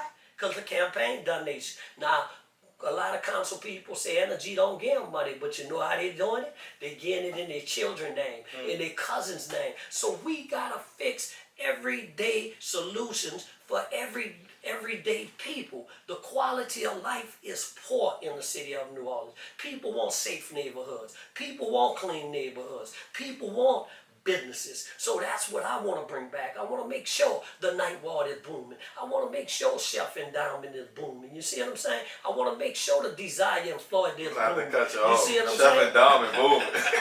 No, not business-wise. Not business-wise. After 10 o'clock. Yeah, but not like that. I'm talking business-wise. I know what you're talking about, but I'm going to clean that up too. I'm going to clean that up. You know what I'm saying? We're not worried about that. I'm just messing with you. And I will say, We're not worried about cleaning it up, but I know what you're talking about. I will say this also. You brought something up about community policing. Rick, you probably caught the tail end of it, but when they first implemented that plan, what was the police chief's name right after Katrina? Because he was the chief over the plan. Which one? Pendleton? Not Pendleton? Pendleton was the police chief. Yeah, but Compass. No, Eddie Compass was over. Raleigh. No, Sean Ferguson. No. Chief Pendleton was the chief over all the substations in the project. Eddie Compass was all over all the substations that they put in the project, and that's how we start community policing. How I know community policing work. When we was in a project at first, you didn't know the officers; they just swing through. When they put that substation there, they should just come in and say, I mean, you could just name them. Yeah. They just That's came. right. Hey, how you doing, Miss Rita? Whatever. They just become. An 18-wheeler fell over on Elva Avenue, and the man said, just call it a loss. He gave the ice cream to the police, and the police gave it out. It was one of the things. I don't know where they got the toys from, but every now and then they have toys and just give it out. So it became us, we knowing the police officer. That's right. To now, a police officer, he working in the East one day, to not working in the East another day, and he never get that camaraderie with the community. And that way, you know, when I see a police officer writing a ticket for somebody that sit and drink beer by the gas station, I know he not from that community. That's right. Because there's no way in the world you write tickets from the guy that just drink the beer by the gas station, especially the one.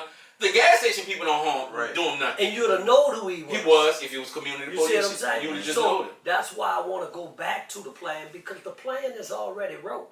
But a lot of people is getting away, coming with their own plans. You see what I'm saying? So as the councilman, you got to be fair to your constituents. Not the money people, not nothing. You got to hear what the old lady saying. You got to go into their community, do town hall meetings. When they send you emails, get them quick requests. You might have 84,000 people, so one of the things I want to do, I know they got home owners association, but I want to bring back something. They used to call them black, you remember they had the block captains with the whistle, but I don't want to do that. I want to bring back neighborhood councils, where each neighborhood or each neighborhood have a neighborhood council, and when I'm ready, I meet with the neighborhood council to see what's going on in every neighborhood, because I can give all the resources, but I gotta know which resources every neighborhood need, right? So after I meet with the neighborhood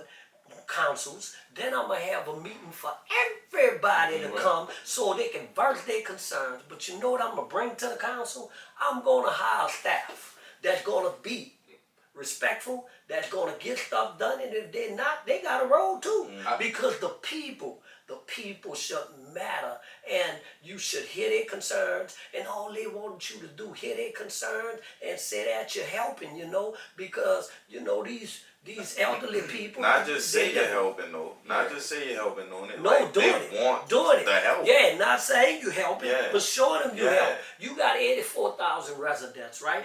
But how can, let's say, most of them be complaining, you know? You got to get them resources. If they tell me, like the neighborhood councilman, they say, we called Sewage and Water Board, they did this. You know what Beldon Baptise doing? Hey, we going to the ninth ward, we going to get a center, we having a meeting, I'm bringing Sewage and Water Board in there. Y'all going to answer, and if they can't do it, that's where that charter power come in. Do you know we can subpoena Sewage and Water Board to show up? Do you know we can subpoena Parkway to show up? Do you know we can subpoena anybody to come to the council? And that's what people want. People want you to hold people accountable. Yeah. And I want to say this. I asked Leilani this. If when you get in office, with how bad you seen how the ninth ward is with the grass, whatever, are you willing to? Because the councilman got the city. He got a card with money on it. The grass is high. I proposed this question to everybody that came up. Why not take the money, spend it, hire some contractors, get it done, and sue the city on the behalf of it's been neglected. So if you behind 3 years in cutting this yard, and you behind, by the time you go over there and cut them 13 yards, it's gonna take you, when you come back over here, those 13 and start growing back again or whatever. So That's right. you behind schedule. So how do we catch up without overspending. Because how do we catch up like that? How you catch up is, look, this is what I want to propose to my district. I want to do something, since they talk about facial recognition. I'm against facial recognition because it's home black people. They want to eavesdrop. Why won't we facial recognition to contractors? Get a dashboard, right? And we'll know what each contractor doing, because when you talking about the grass, do you know they got private partnerships with people out of town that's supposed to cut the grass? But my solution is this. We got locals that cut the grass. Let's start getting them contracts and making sure they're doing it. And you know they're going to say, well, they're not bonded. Let's get them bonded so they can start. And see, when you start doing that for District D, when you start putting money in people's pockets and everything, that's where the economics build back in District D. So that's what I want to do. And see, like you said, contractors didn't cut in 3 years. That should not be. So if I'm the councilman, his contract going to be void in the first month he don't do his job. You see what I'm saying? And I would say this, all right, so we're behind. We just heard the news, they did a report that says that New Orleans is $100 million deficit coming up. I proposed the same thing. Rick heard me thing. They got so many people that got traffic tickets or whatever. Yeah. I propose to have a cleanup day. Everybody owe traffic tickets. You know you're not getting paid for 95, 89, 99. Why hold these people up? Call them in. Have a quick safety meeting. Let's get out. You got the city guy that got the big landscaping equipment. He running the equipment, but they doing the regular cleanup by Eric knocking it out. And that way, to get on budget, after they do that big old cleanup on Saturday, now everything is on fair ground. Now the contractor can keep up with what they have city workers up or whatever, because you're not behind anymore. And you didn't have to pay that much because you got the free labor. But after we take a quick commercial break, I want you to come back and answer that question. EraBody's coffee, the best coffee in the world.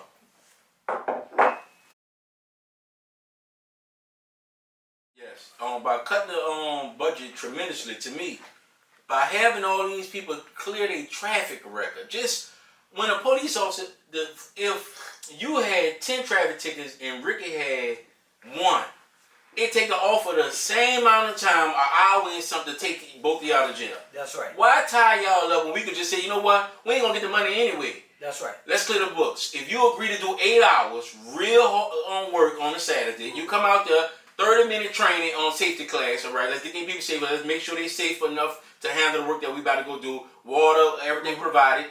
We go out there, let's go clean the city up. And if we do that, all this free labor they got, all these high lots, we should be able to clean it up, knock it down with city equipment, which is supposed to be the best equipment. The Soldier Water Boy equipment is our equipment. All Parkway, all hands on deck. All our big equipment for the city of New Orleans is out. This set day, every year should be called City Cleanup Day. We clean it up. Now, when after this, that Monday when you're in City Hall, there's not one contractor or city worker should be in your face saying, well, it took us longer. We had to pay him $30,000 overtime because he telling you he had to cut big lots down. Nah, we took care of all that. You should have been on a clean lot. We remember that. How do we get, it's simple to me. How do we implement that? I like what you said, you know. We got a criminal justice committee that a council will be over. I love to have that because that's a valid point you brought, right? But also I'll go for as saying, look, some juveniles we have for light charges. I ain't talking about those big charges. Yeah. They do the same thing, you know what I'm saying? But at the end of the day, we gotta still go back and get the contractors, because listen, the city has paid these contractors, right? So at the end of the day, if the city, if they ain't doing the job, we should be taking them to court, getting our money back. But like you saying, doing a citywide cleanup day, cause shouts out to all those groups that go out there, they clean Lincoln Beach, you got group cleaning. So like you saying, make it a citywide day, but we ain't letting the contractors get away, because some contractors getting away because they some council member friend or they somebody friend, you know. But we gotta clean this city up, you know. But as being the councilman of District D, I'm concerned about the ninth ward, because we got a problem in the ninth ward nobody ain't addressing. And that's the walls. Did you hear about the walls, the levee walls? They're leaking. And at the end of the day, the Corps of Engineers is covering this up. But say if the walls fail We got another Katrina. Hold on. Yes. Let's go backtrack. Yes. The Corps of Engineers, they only been sued one time in their history. They That's can't right. be sued. That's Now, right. me and you gonna do a job, They Rick? can't. They can't. We get sued if the They job can't. is not right. They They can't be sued. They can't. You mean to tell me They maritime law, huh? presidents, It's government a lot of money stuff. is a lot of stuff. You It's get a them lot in of court stuff. or whatever. Basically, they like God on the Yeah, construction that's site. right. All right, so you're telling me that it's out there that walls are leaking on them levee walls that they Yes. built. They're Yes. leaking. Yes. You know Pastor Calhoun, Willie Yeah, Calhoun. yeah, Willie Calhoun. Talk to Willie Calhoun. Willie Calhoun, shouts out to him. He have been fighting to get the Corps engineers to come back to the Ninth Ward and explain it to the people. But they're not coming back. Willie Calhoun has been fighting. They keep saying they're going to give a meeting, but they ain't telling us about the problem. But I ain't surprised because you remember when the levees failed, they was talking about how they built the walls and everything, you know. So that, me as a councilman, I'm going to be very concerned about that because when I first heard it, I said, wait a minute, I was like you. Explain this like I'm in kindergarten. Yeah. Right. But if those walls fail, Yeah. we got another Katrina, and we know the city of New Orleans, the infrastructure don't work or nothing. It can be a sunny day and it's flooding and raining. You Right. see what I'm Yes, saying? indeed, you're But right. the Corps engineers have not came back, and that's a problem for me. But just not that. The Ninth Ward has been treated like a third world country. I Yes, showed sir. Yes, sir. Rick a video, and I took a video. I have a couple of lots in the Big Nine, and I went down there to check on it. My lot was cut, but Rick saw the picture. If they do have contractors, it's neglected. Whether it's city property or whatever, the grass is so high on the city side and on private side. homeowners. So what we can do about the tax on homes? All right, you can buy these homes, Yeah, these lots. yeah. $500, but you gotta wait 2 or 3 years. How do we speed up the process or put a fine so heavy that they say Good, well I'm done. going to the city hall and I'm getting my name off this Yes. because they're gonna take my taxes? I think if we start doing that, Rick, I think we'll get to it because that's what the state do. And that's what I'm saying. See, I don't want to give them a slap on the wrist. I ain't trying to put nobody take their property or nothing. But like you said, we need to clean it up. But when we get them a 500, they ain't taking that serious. You Right. know, you Yeah. got to hit them in the thousands. You got to show them you're not playing. And like Jason Williams just put a law out. They're going after the slum laws now, putting charges on them for the houses like the Willows. Yeah, yeah, They're yeah. trying to charge them. So we That's a got to good do thought. the That's same good. thing. I'm just going to You ask see you what I'm about that. saying? Yeah. We gotta do the same thing, and we can't come in here playing. Mm-hmm. Now, what I want to do, if I know somebody losing their house, right, and I'm the council member, I'm gonna do everything to help you, to save it. If I gotta go to the state or I gotta go to my congressman and say, look, do they have incentives? We can help these people. I'm gonna do all that. But after I did all that and you didn't did it, we gotta deal with you. You see what I'm saying? We gotta deal with you because there are some That's good. elderly people that I know trying to save their house, Right. but they don't have no help. But what happened is these LLCs, these short-term rentals, come claim the people property, and about time you know your property is sold because the Silver Court judge just sold your property. I want to help people first, but if they're not doing their job, I'm going to be a sticker for the rule. I don't care who it is. That's why I don't want to accept no campaign money. Yeah. But let me tell you why. Because some of the landlords they're collecting the money from are their friends. Some of the blight you talking about, that's the same people donating to their campaign, and they don't want to take no action. And so the Willows on Rick, that has been on the news forever. I mean, the Willows have been on there forever, and it's this fire that they just had at this apartment. Both of these in our interested in New that fire. New Orleans East. Yeah. So I would say this: these residents, and we just found out from Monsta, the Governor Monsta, that on Tyra Lane, those people have to move out. So the Willows is not a small apartment complex. That's right. So the people got to move out of there because of mold. Yeah. The fire just happened, and the people on Tyra Lane got to move out, and there's no apartment complex being built for affordable housing. So where are these residents supposed to go? That's right. But let me ask you this. Before the houses got mold, right? Where was the inspectors? Section 8 the Section 8 people should be them Say it inspectors. You know, again. you get it. That's where I'm about to go. All right, go The there. the inspectors, the Section 8 inspectors, and all that. So what does that tell you? Somebody getting a little change to do something what? Strange. You see what I'm saying? So, Like they're working on at the end of the shutting day, down, but shouts out to Leslie Harris. She just did the home house trust fund. So in District D, that's what I'm applying for. Some of that money that's going there, and I want to find other monies so we can build apartments for people. But listen, just not building high rent. I want to build real affordable housing, because they talk about affordable housing, but then they say a 2-room is $2,000. How's somebody going to get that making no money? Now I'm gonna throw another plan out to you. All right, you saying you'll find money and it's for affordable housing. Real affordable. Real affordable housing. Let's do this.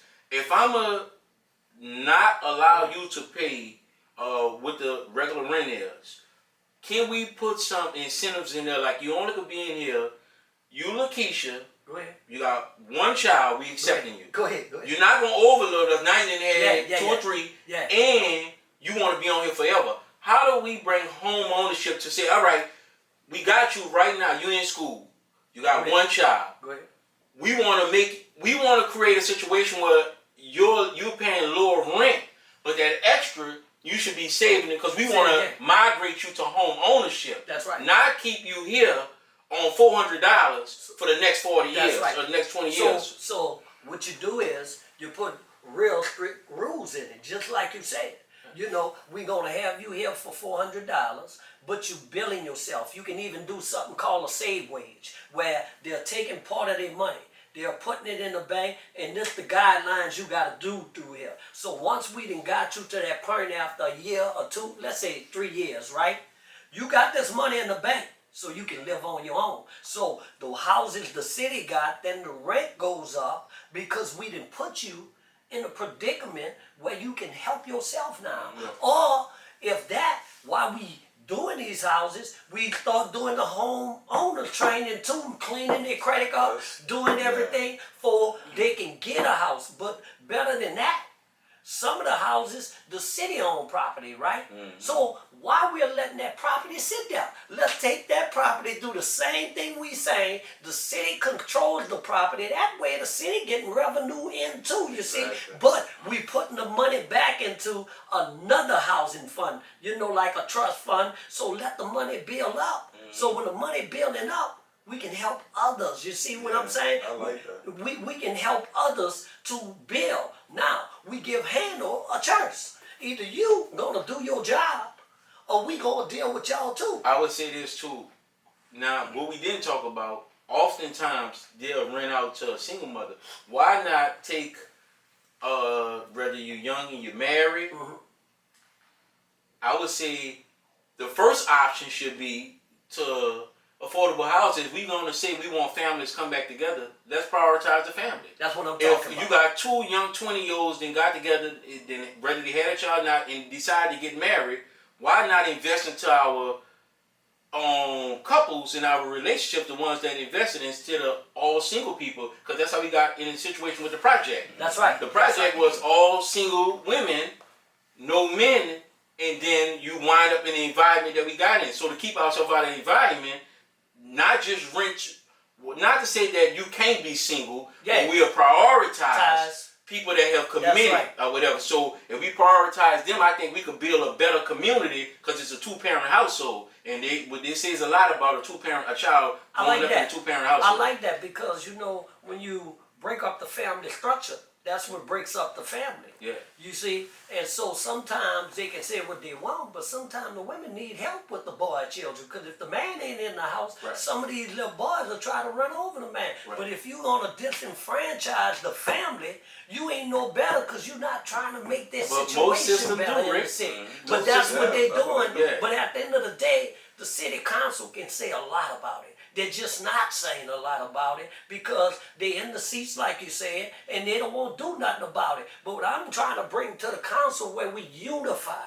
We unify as a council, and whoever is the mayor, we work with the mayor, where we don't have no fighting. And if we disagree with it as a council, that's fine. But at the end of the day, we're working to make the city of New Orleans better. So what I'm saying as the councilman District D, I'm coming in as a unified. And I don't care if you don't like me after you talk behind my back, but we gotta be for the people. We gotta be for the youth. We gotta be for everyday people and making sure they're getting the best of the quality of life in the city of New Orleans. Listen, have you ever, I've been at a table, I'm pretty sure y'all been at the table when mama had to scuffle, the pig put food on the table, mama had to put a shirt on your back. See, some of these privileged politicians don't understand what it is to live in poverty, but we done been through it. So we understand what it is to been in poverty, you see what I'm saying? But I can only tell you what I'm going to do as a councilman, and if I don't do my job, they call me the king of recall and fire me. And I was just about to say, speaking of the mayor, it was a historic thing. It have never been done, especially in our lifetime. I remember the OJ case, I remember Obama, I remember the sanction, I remember when Noonie Man walked into City Hall with a box of ballots and said, "Move out of my way." You remember that? You remember that, Rick? You don't know who I am. Move out of my way. That's how you got on my radar. So, the first African American female mayor of New Orleans, you was on front line trying to recall her. And now you, like what you just said, you the unifier. So some people will look at that and say, "No, why you couldn't try to do it with the mayor? She was that bad." Talk to me. Hold on. She was so bad that we couldn't have community members. I know she's going through a situation now, but at the time she was that bad that you wanted to recall her. She was that bad. Listen, this is a good one. But listen. I wouldn't come against no black woman because I come from a black woman. So that's why I always kept the respect with the recall. But when you look at it, when she was in, the job wasn't getting done. You look at Lincoln Beach, it wasn't getting done. You look at Congo Square, it wasn't getting done. You look at Bayou Phoenix, it wasn't getting done. But let me tell you what the trip part was. Black people under a black mayor wasn't getting contracts in the black city of New Orleans. City permits wasn't helping the black folks get permits, but you see, the rich can go do it. At the end of the day, our city was being neglected. Our youth wasn't being paid for the summer.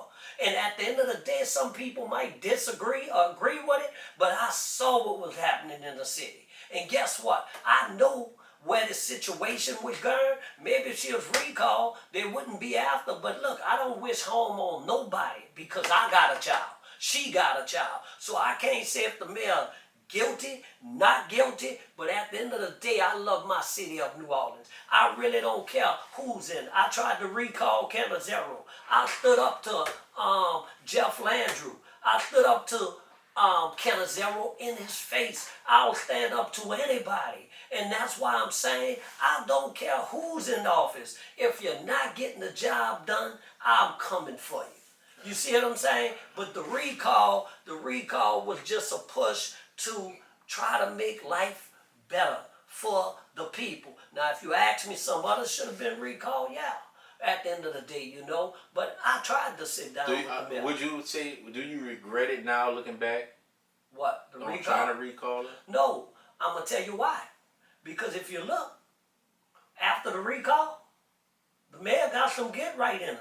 Things went to happen. Oh, so agreements were signed and everything, you know what I'm saying? But at the end of the day, no, I wouldn't regret doing the recall because sometimes you gotta wake people up just to let them know what the issues are and everything, you know. So y'all have ran across each other since that? Yeah. I have saw. I saw at the Lincoln Beach meeting, she said, come in, state your name and everything, you know what I'm saying? But at the end of the day, I'm praying for her and her family because I'm not going to say, oh, this, that, do this and that. No, because guess what? I can be in that position. You can be in that position. Anybody can be in that position, you know what I'm saying? So I'm not concerned with that. But what I can tell you, whoever the mayor is, if they ain't getting the job done and I'm on that council, you might see the first councilman recall them. Now, me and Rick watched the video. You came out. You have a style. If you could say anybody that's running for office that's true New Orleans, it would be you. The way you came out. Everybody else come out suit and tie on, talk to the podium. Yes, and I will do this. I will do that. Not Noonan Man. Noonan Man come out with the band, the whole 9 yards. That's traditional in New Orleans. Do you think that when other people that's on the outside business-wise see you, they think you so New Orleans that you don't buy into the business aspect of where they want to go at? Because New Orleans, you got to be from New Orleans to understand New Orleans. You do. But guess what? That'll be about everybody, because I had my band, but I saw all the candidates come with a band after, you know what I'm saying? Yeah. But if they're saying business-wise, we can talk about business-wise, Right. because y'all take the culture. And y'all businesses don't do nothing without the culture. Some of the clubs have the business, and some of the owners be out there second lining with the second line bands and all that, while musicians are being paid crap.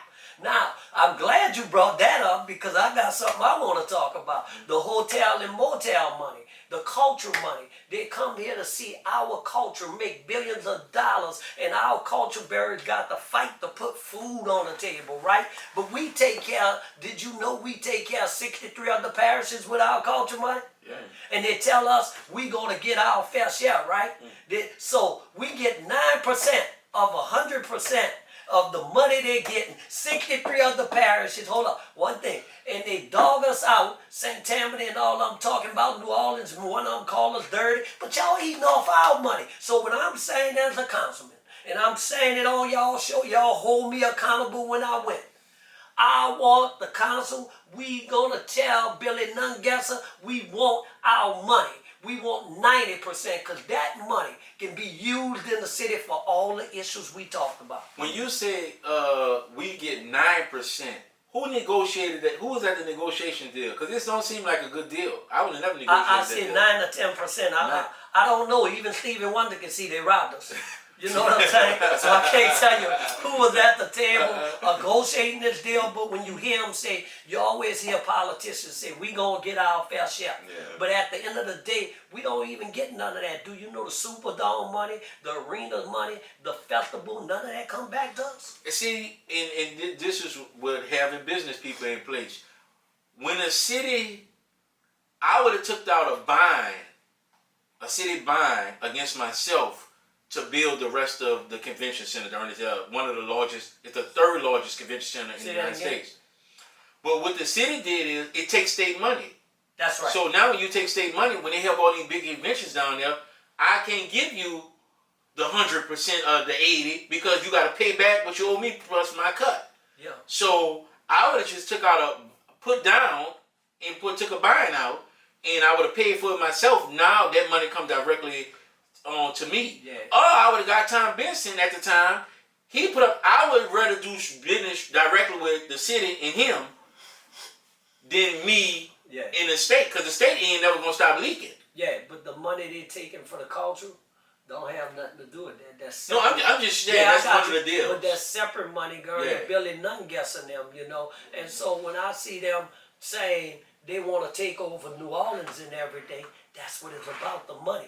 That's why they want the Sewage and Water Board, because the Sewage and Water Board is what? A money maker.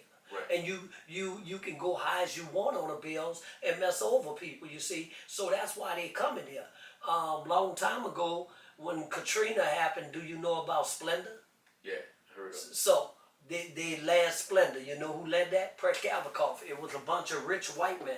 And what they wanted to do is get rid of the Ninth Ward in the New Orleans East. That's why they leaving it there, right? Now in 2025, they just came with Splendor 2. Splendor 2 is the same thing from Splendor 1, but when I look at it, I call it the 2025 project. It's the same thing. They want to take over the city. They're gentrifying our communities. They're gentrifying our culture, and nobody is standing up at the end of the day. We need real leadership in the city. We don't want here promises. We don't want broken promises. We don't want politicians that's polished. We want real results. We want to see action. We want to see transparency, accountability, and we want you to have integrity. Some of those people, I wonder how they sleep at night. Yeah. I feel politics knocked the soul out of us. You know, it knocked the drive out of the regular civilian because, again, the broken promises. But before we jump into the next segment, I do have this question to ask about on behalf of the 3,000 nonprofits that's here and may be listening to this All right. episode. We see how unfair the money and mismanagement of funding goes as it pertains to council people and what they're allocated to disperse. Mm-hmm. For the nonprofit organization, the real grassroots organizations that's really showing change and creating change, how would you implement them being a part of the conversation and getting some of that money that you would have to allocate for specific purposes as it pertains to nonprofit? You're talking about the culture and The recreation. culture and recreation money. Well, see, you got to be real to yourself. Because if I'm the councilman and I know this organization is busting its butt, I'm not going to give my friend no money. And see, that's what some of them doing. Because at the end of the day, I feel like you. I did it on the show, on WBOK. I talked about it. We have all these nonprofits, right? Some of them flew here. We grew here. Right. And they can come here and get a nonprofit and get millions of dollars while y'all been working or other organizations been working and not getting nothing at the end of the day. You see what I'm saying? Mm-hmm. So at the end of the day, we got to cut the corruption. Well, I can tell you on my cultural recreation money, I'm going to give it to the organizations that I know doing the work. But at the end of the day, city, why they do that? Because you have the Harris grant, you got the Cox grant, you got some wisdom money. We need to open that wisdom money up and give it to just what you said. Groups that's fighting every day, groups that's standing every day, and the groups that got a proven track record. Because some of these groups, I ain't going to call them one group, he got a house and he just getting a check. And he ain't doing nothing with the nonprofit money, but because he went out there and picked up a campaign sign, that's how they paid him back with a grant. We gotta stop that. In District D, I'm coming with it. And I just don't want the cultural recreation. I'm going to find more money. I want to talk to the congressman. I want to talk to the people in Baton Rouge. I want to spread so much money to the nonprofit because if you bring the nonprofit in your room, I'm talking about the real one. I ain't calling no fake ones. Yeah. And I want them to come around the table where we can work as a team and just not work as a team.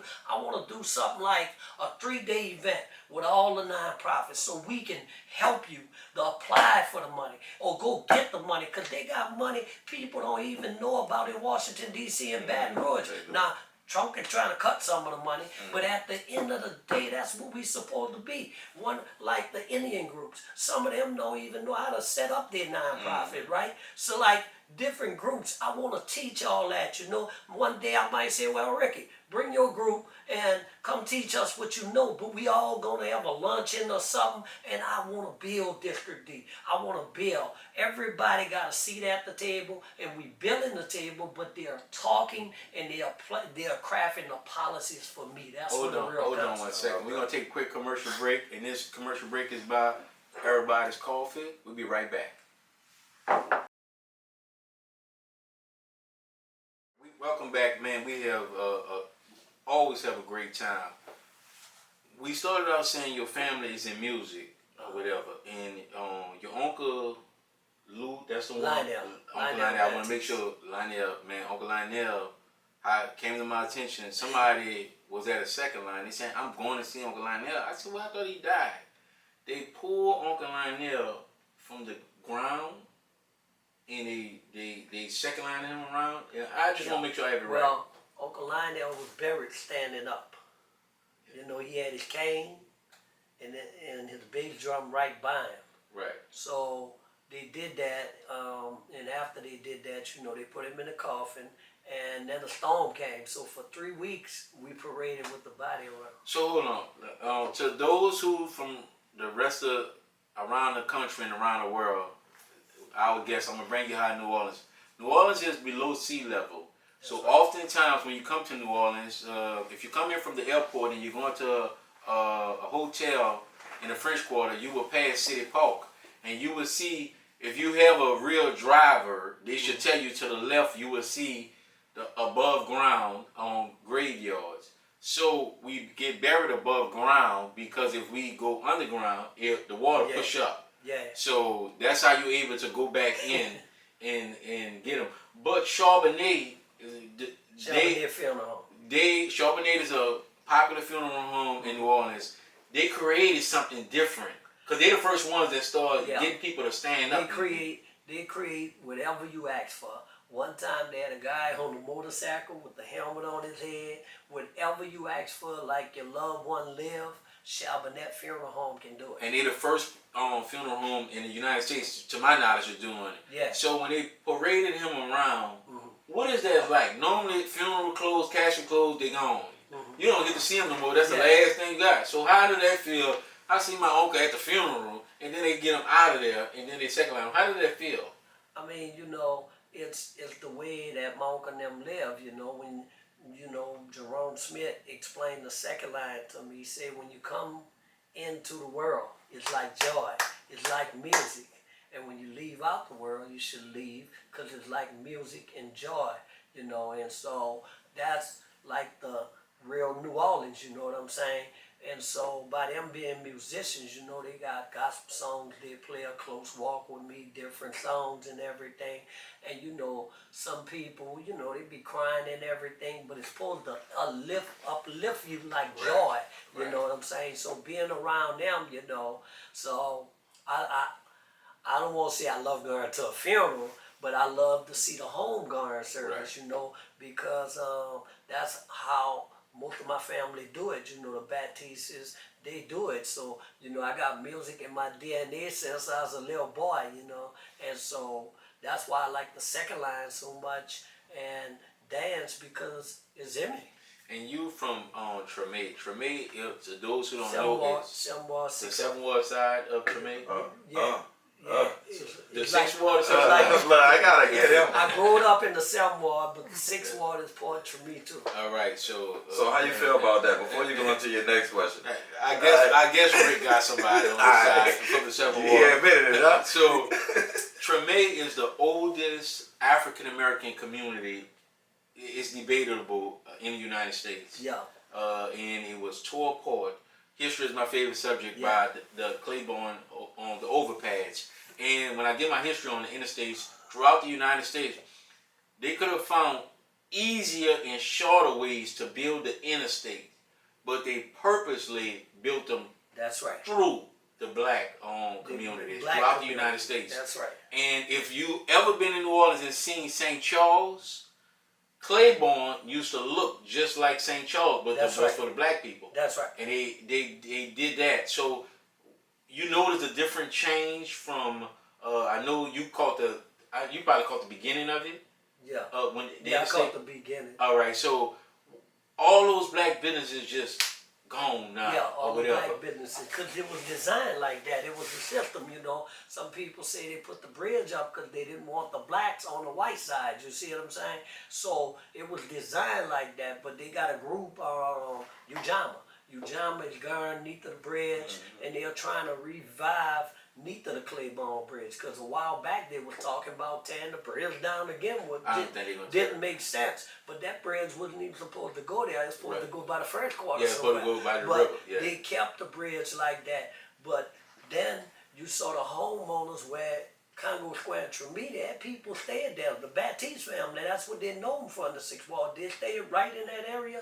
They had the Andrews, they had different families that stayed there, but it was designed by a system to break up the black neighborhoods, So I'm just happy that Ujama is trying to do something neath of the bridge. They started with about 4 blocks, so they can earn 22 blocks down to build that back. But that's what I'm saying, we missing all that history, all that is down in the blueprints, and we don't use none of that. We get these people that come in and they just do what they want.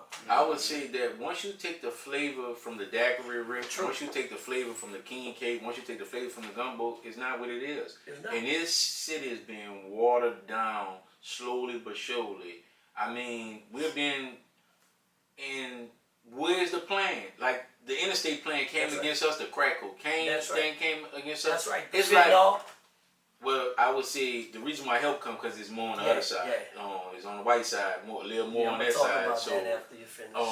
Than our side. So how do the system against us always come in 5 and 10 year plans, and when it hit us, it's like all of a sudden, the government always got a plan against us. So our leaders, where our combat plan at, to make sure we see what they're trying to do over here, we about to stop it. Where our plan at? Because it's like we get hit every time, and it's every generation.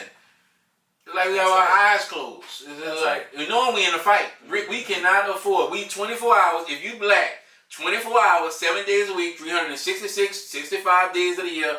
We cannot afford to sleep at the wheel. We stay falling asleep. We'll get a little success, sleep at the wheel, taken from us all the time. That's right. That's right.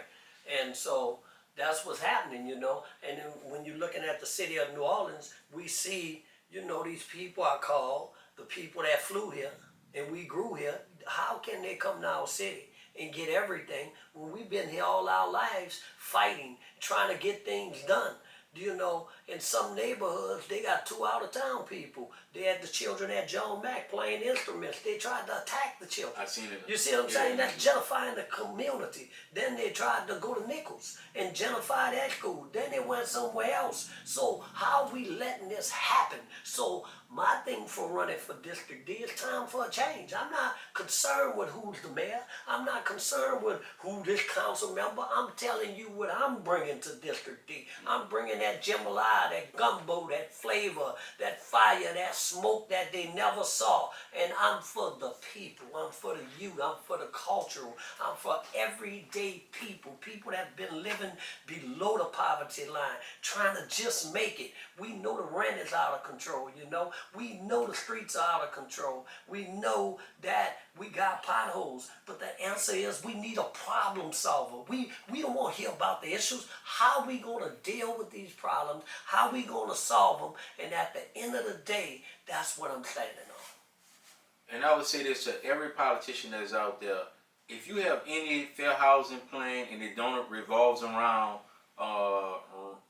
renting temporary to married couples, you're doing the same thing. You about to create the same problem that we just come from rent to all single women. That's a recipe for disaster. We have seen that strip. New Orleans, the Desire Housing Project, where we from, Rick, 13,000 residents. That's 13,000 single women, because men couldn't get a project. 13,000 single women. You creating an environment with 13,000 single women that got a sneak men in, because they were telling me at the time, Rick, they were telling me at the time that Section 8 used to come to your house and you could have man clothes in the closet. No, that's real. So you gonna create another environment. So to every major city out there, you're lying to yourself. If you say you're gonna create affordable housing and you want to approve all single women, I think if you're serious about the problem, they got young people that's getting married. The first priority should be the married couples with kids or whatever. So now you get to train them up 2 or 3 years and they should be on their way to home ownership. Now another batch come in and another batch. I'd rather have a 20-year-old waiting on a waiting list for 2 years than you approving them. She went in with no kids, come out there now got 3 kids, and now she off the program, and I got 3 kids. She in a worse condition than she was before you even went in the program. So too much like right. yeah, you see what I'm saying? So to every person that's saying that, we have a last segment as we close out this show. We do it with everybody. Unfortunately, you snuck in while we was recording it, and you was able to hit this last segment. But it's Do You Remember? We have this thing where we take you down memory lane and just see if you remember. All right, that's all we want to remember. You have been a historian of the city of New Orleans. I went to look for questions to ask you so you could educate or whatever. First, most people, I have asked this question to people that's in Associated Pleasure Club. They do not know what the definition of a second line is. So I would ask you, what is the proper definition of a second line? Why is it called second line? They call it the second line because at the end of the day, they gave it that name, the second line, because the second line was the people in the parade, but the followers was the second liners. You had groups and clubs parading. and the people are behind them, so they called it a second line. You see what I'm saying? Right. And so when they did that, then they called what? Social and Aid Pleasure Clubs. That was, you know what that was? Long time ago, the social and aid and the pleasure clubs was the aid for the community. So if they had to put food in the community, they had to get shoes or something. That's what social and aid stood for. You see Right. what I'm saying? So that's how that came. So, which I know that, you know that, Rick? The No. definition? It's so simple, but you'll have people arguing with you down to death They because would. they don't know. Normally, I was told the band is the first line The and the band people is is the the second line. So that's why But they call it second. that's one of it. That's one of it. But when you look at it, who are the second liners? You got the group, they parading, but the people are the second liner because they're the ones. Right.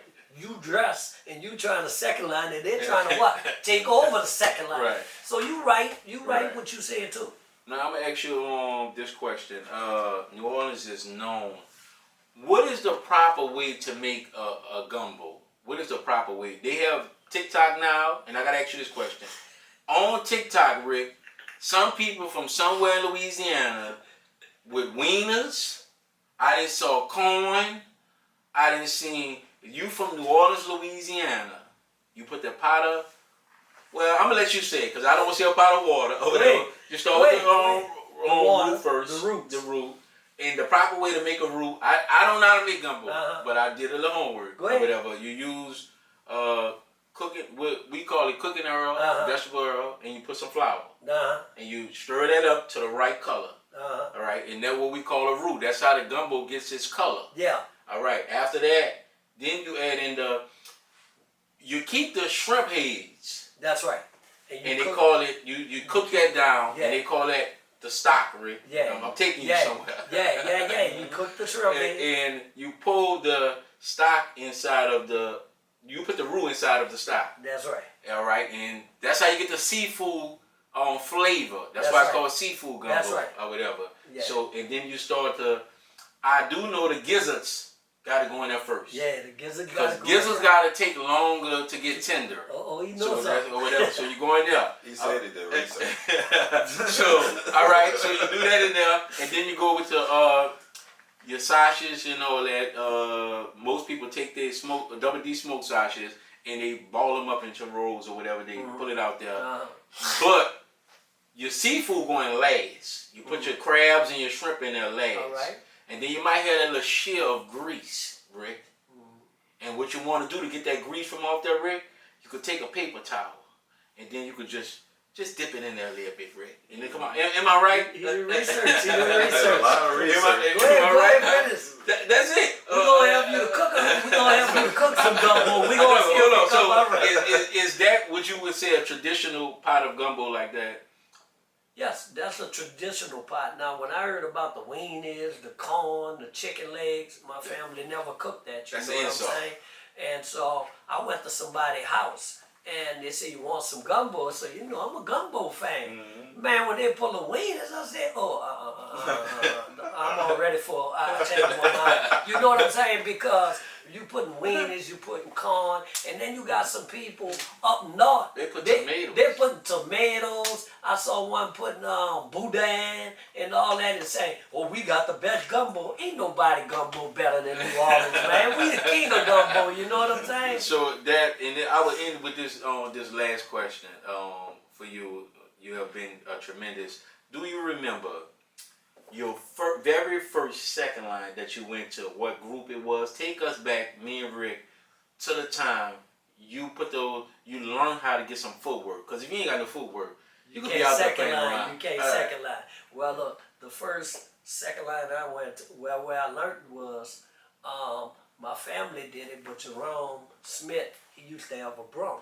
And we'll stand up and he'll swing the broom. So if you don't move your feet, you get hit. So then he taught us how to second line. So the first club I paraded with was the Bucketman with Jerome Smith, with tambourine and fan. And so that's where I learned how to second line, even though my family was doing it. So I learned, and that's where I learned from, you know. And it's a skill. You have to have it. A lot of people, they stay in New Orleans with a beat, but they just can't catch it. Yeah. How do you? I mean, I mean, you just gotta be on the beat. You know, some people got their own style of the second line now. You know, I saw one was second line looked like they was having a seizure, but they said, "Man, I'm getting down." You know what I'm saying? I'm ready to call 911. Hey, we got one here. But you know, so you gotta really have that beat and know how to do it. But once you do it enough, you'll learn how to do the second line. You know what I'm saying? All right, and if you in your off time, in your spare time, Rick cannot dance at all. So I'm signing Rick up and paying his deposit for his dancing lesson. You don't have to pay, man. Rick can get a free lesson. We'll give Rick the second line. Are you willing to come back and be a friend of this show? I'm willing to come back anytime. Just let me know. And when I be the councilman, I ain't gonna forget about y'all. Man, yeah. Y'all ain't gonna have to call me out on your council. If I'm not the councilman, I'm gonna be here. You know what I'm saying? And I look out into the camera, talking to the mic. Let our followers know how they can help you.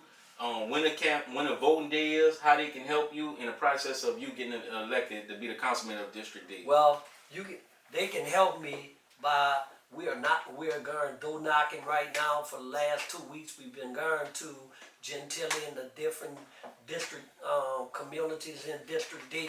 And like I told you when I started off, I'm not begging nobody for money. I tell them, I need $1.10, and if you don't have that, just spread the word. Look at my website, www.beldonbaptise.com. You can catch me on Facebook. I'm on Instagram, Beldon Baptise for District D. And I'm just asking everybody to get out and vote, first of all, and make sure you vote. And even if you disagree with me, just vote, because we need people voting. We need them to get out and vote and fight like never before. But what I'm telling you about Beldon Baptise, I'm coming with it. I'm going to build District D like it was never built before. So I'm about to get off. I'm number 43 on the ballot, and my favorite slogan is, any color but green. Thank y'all.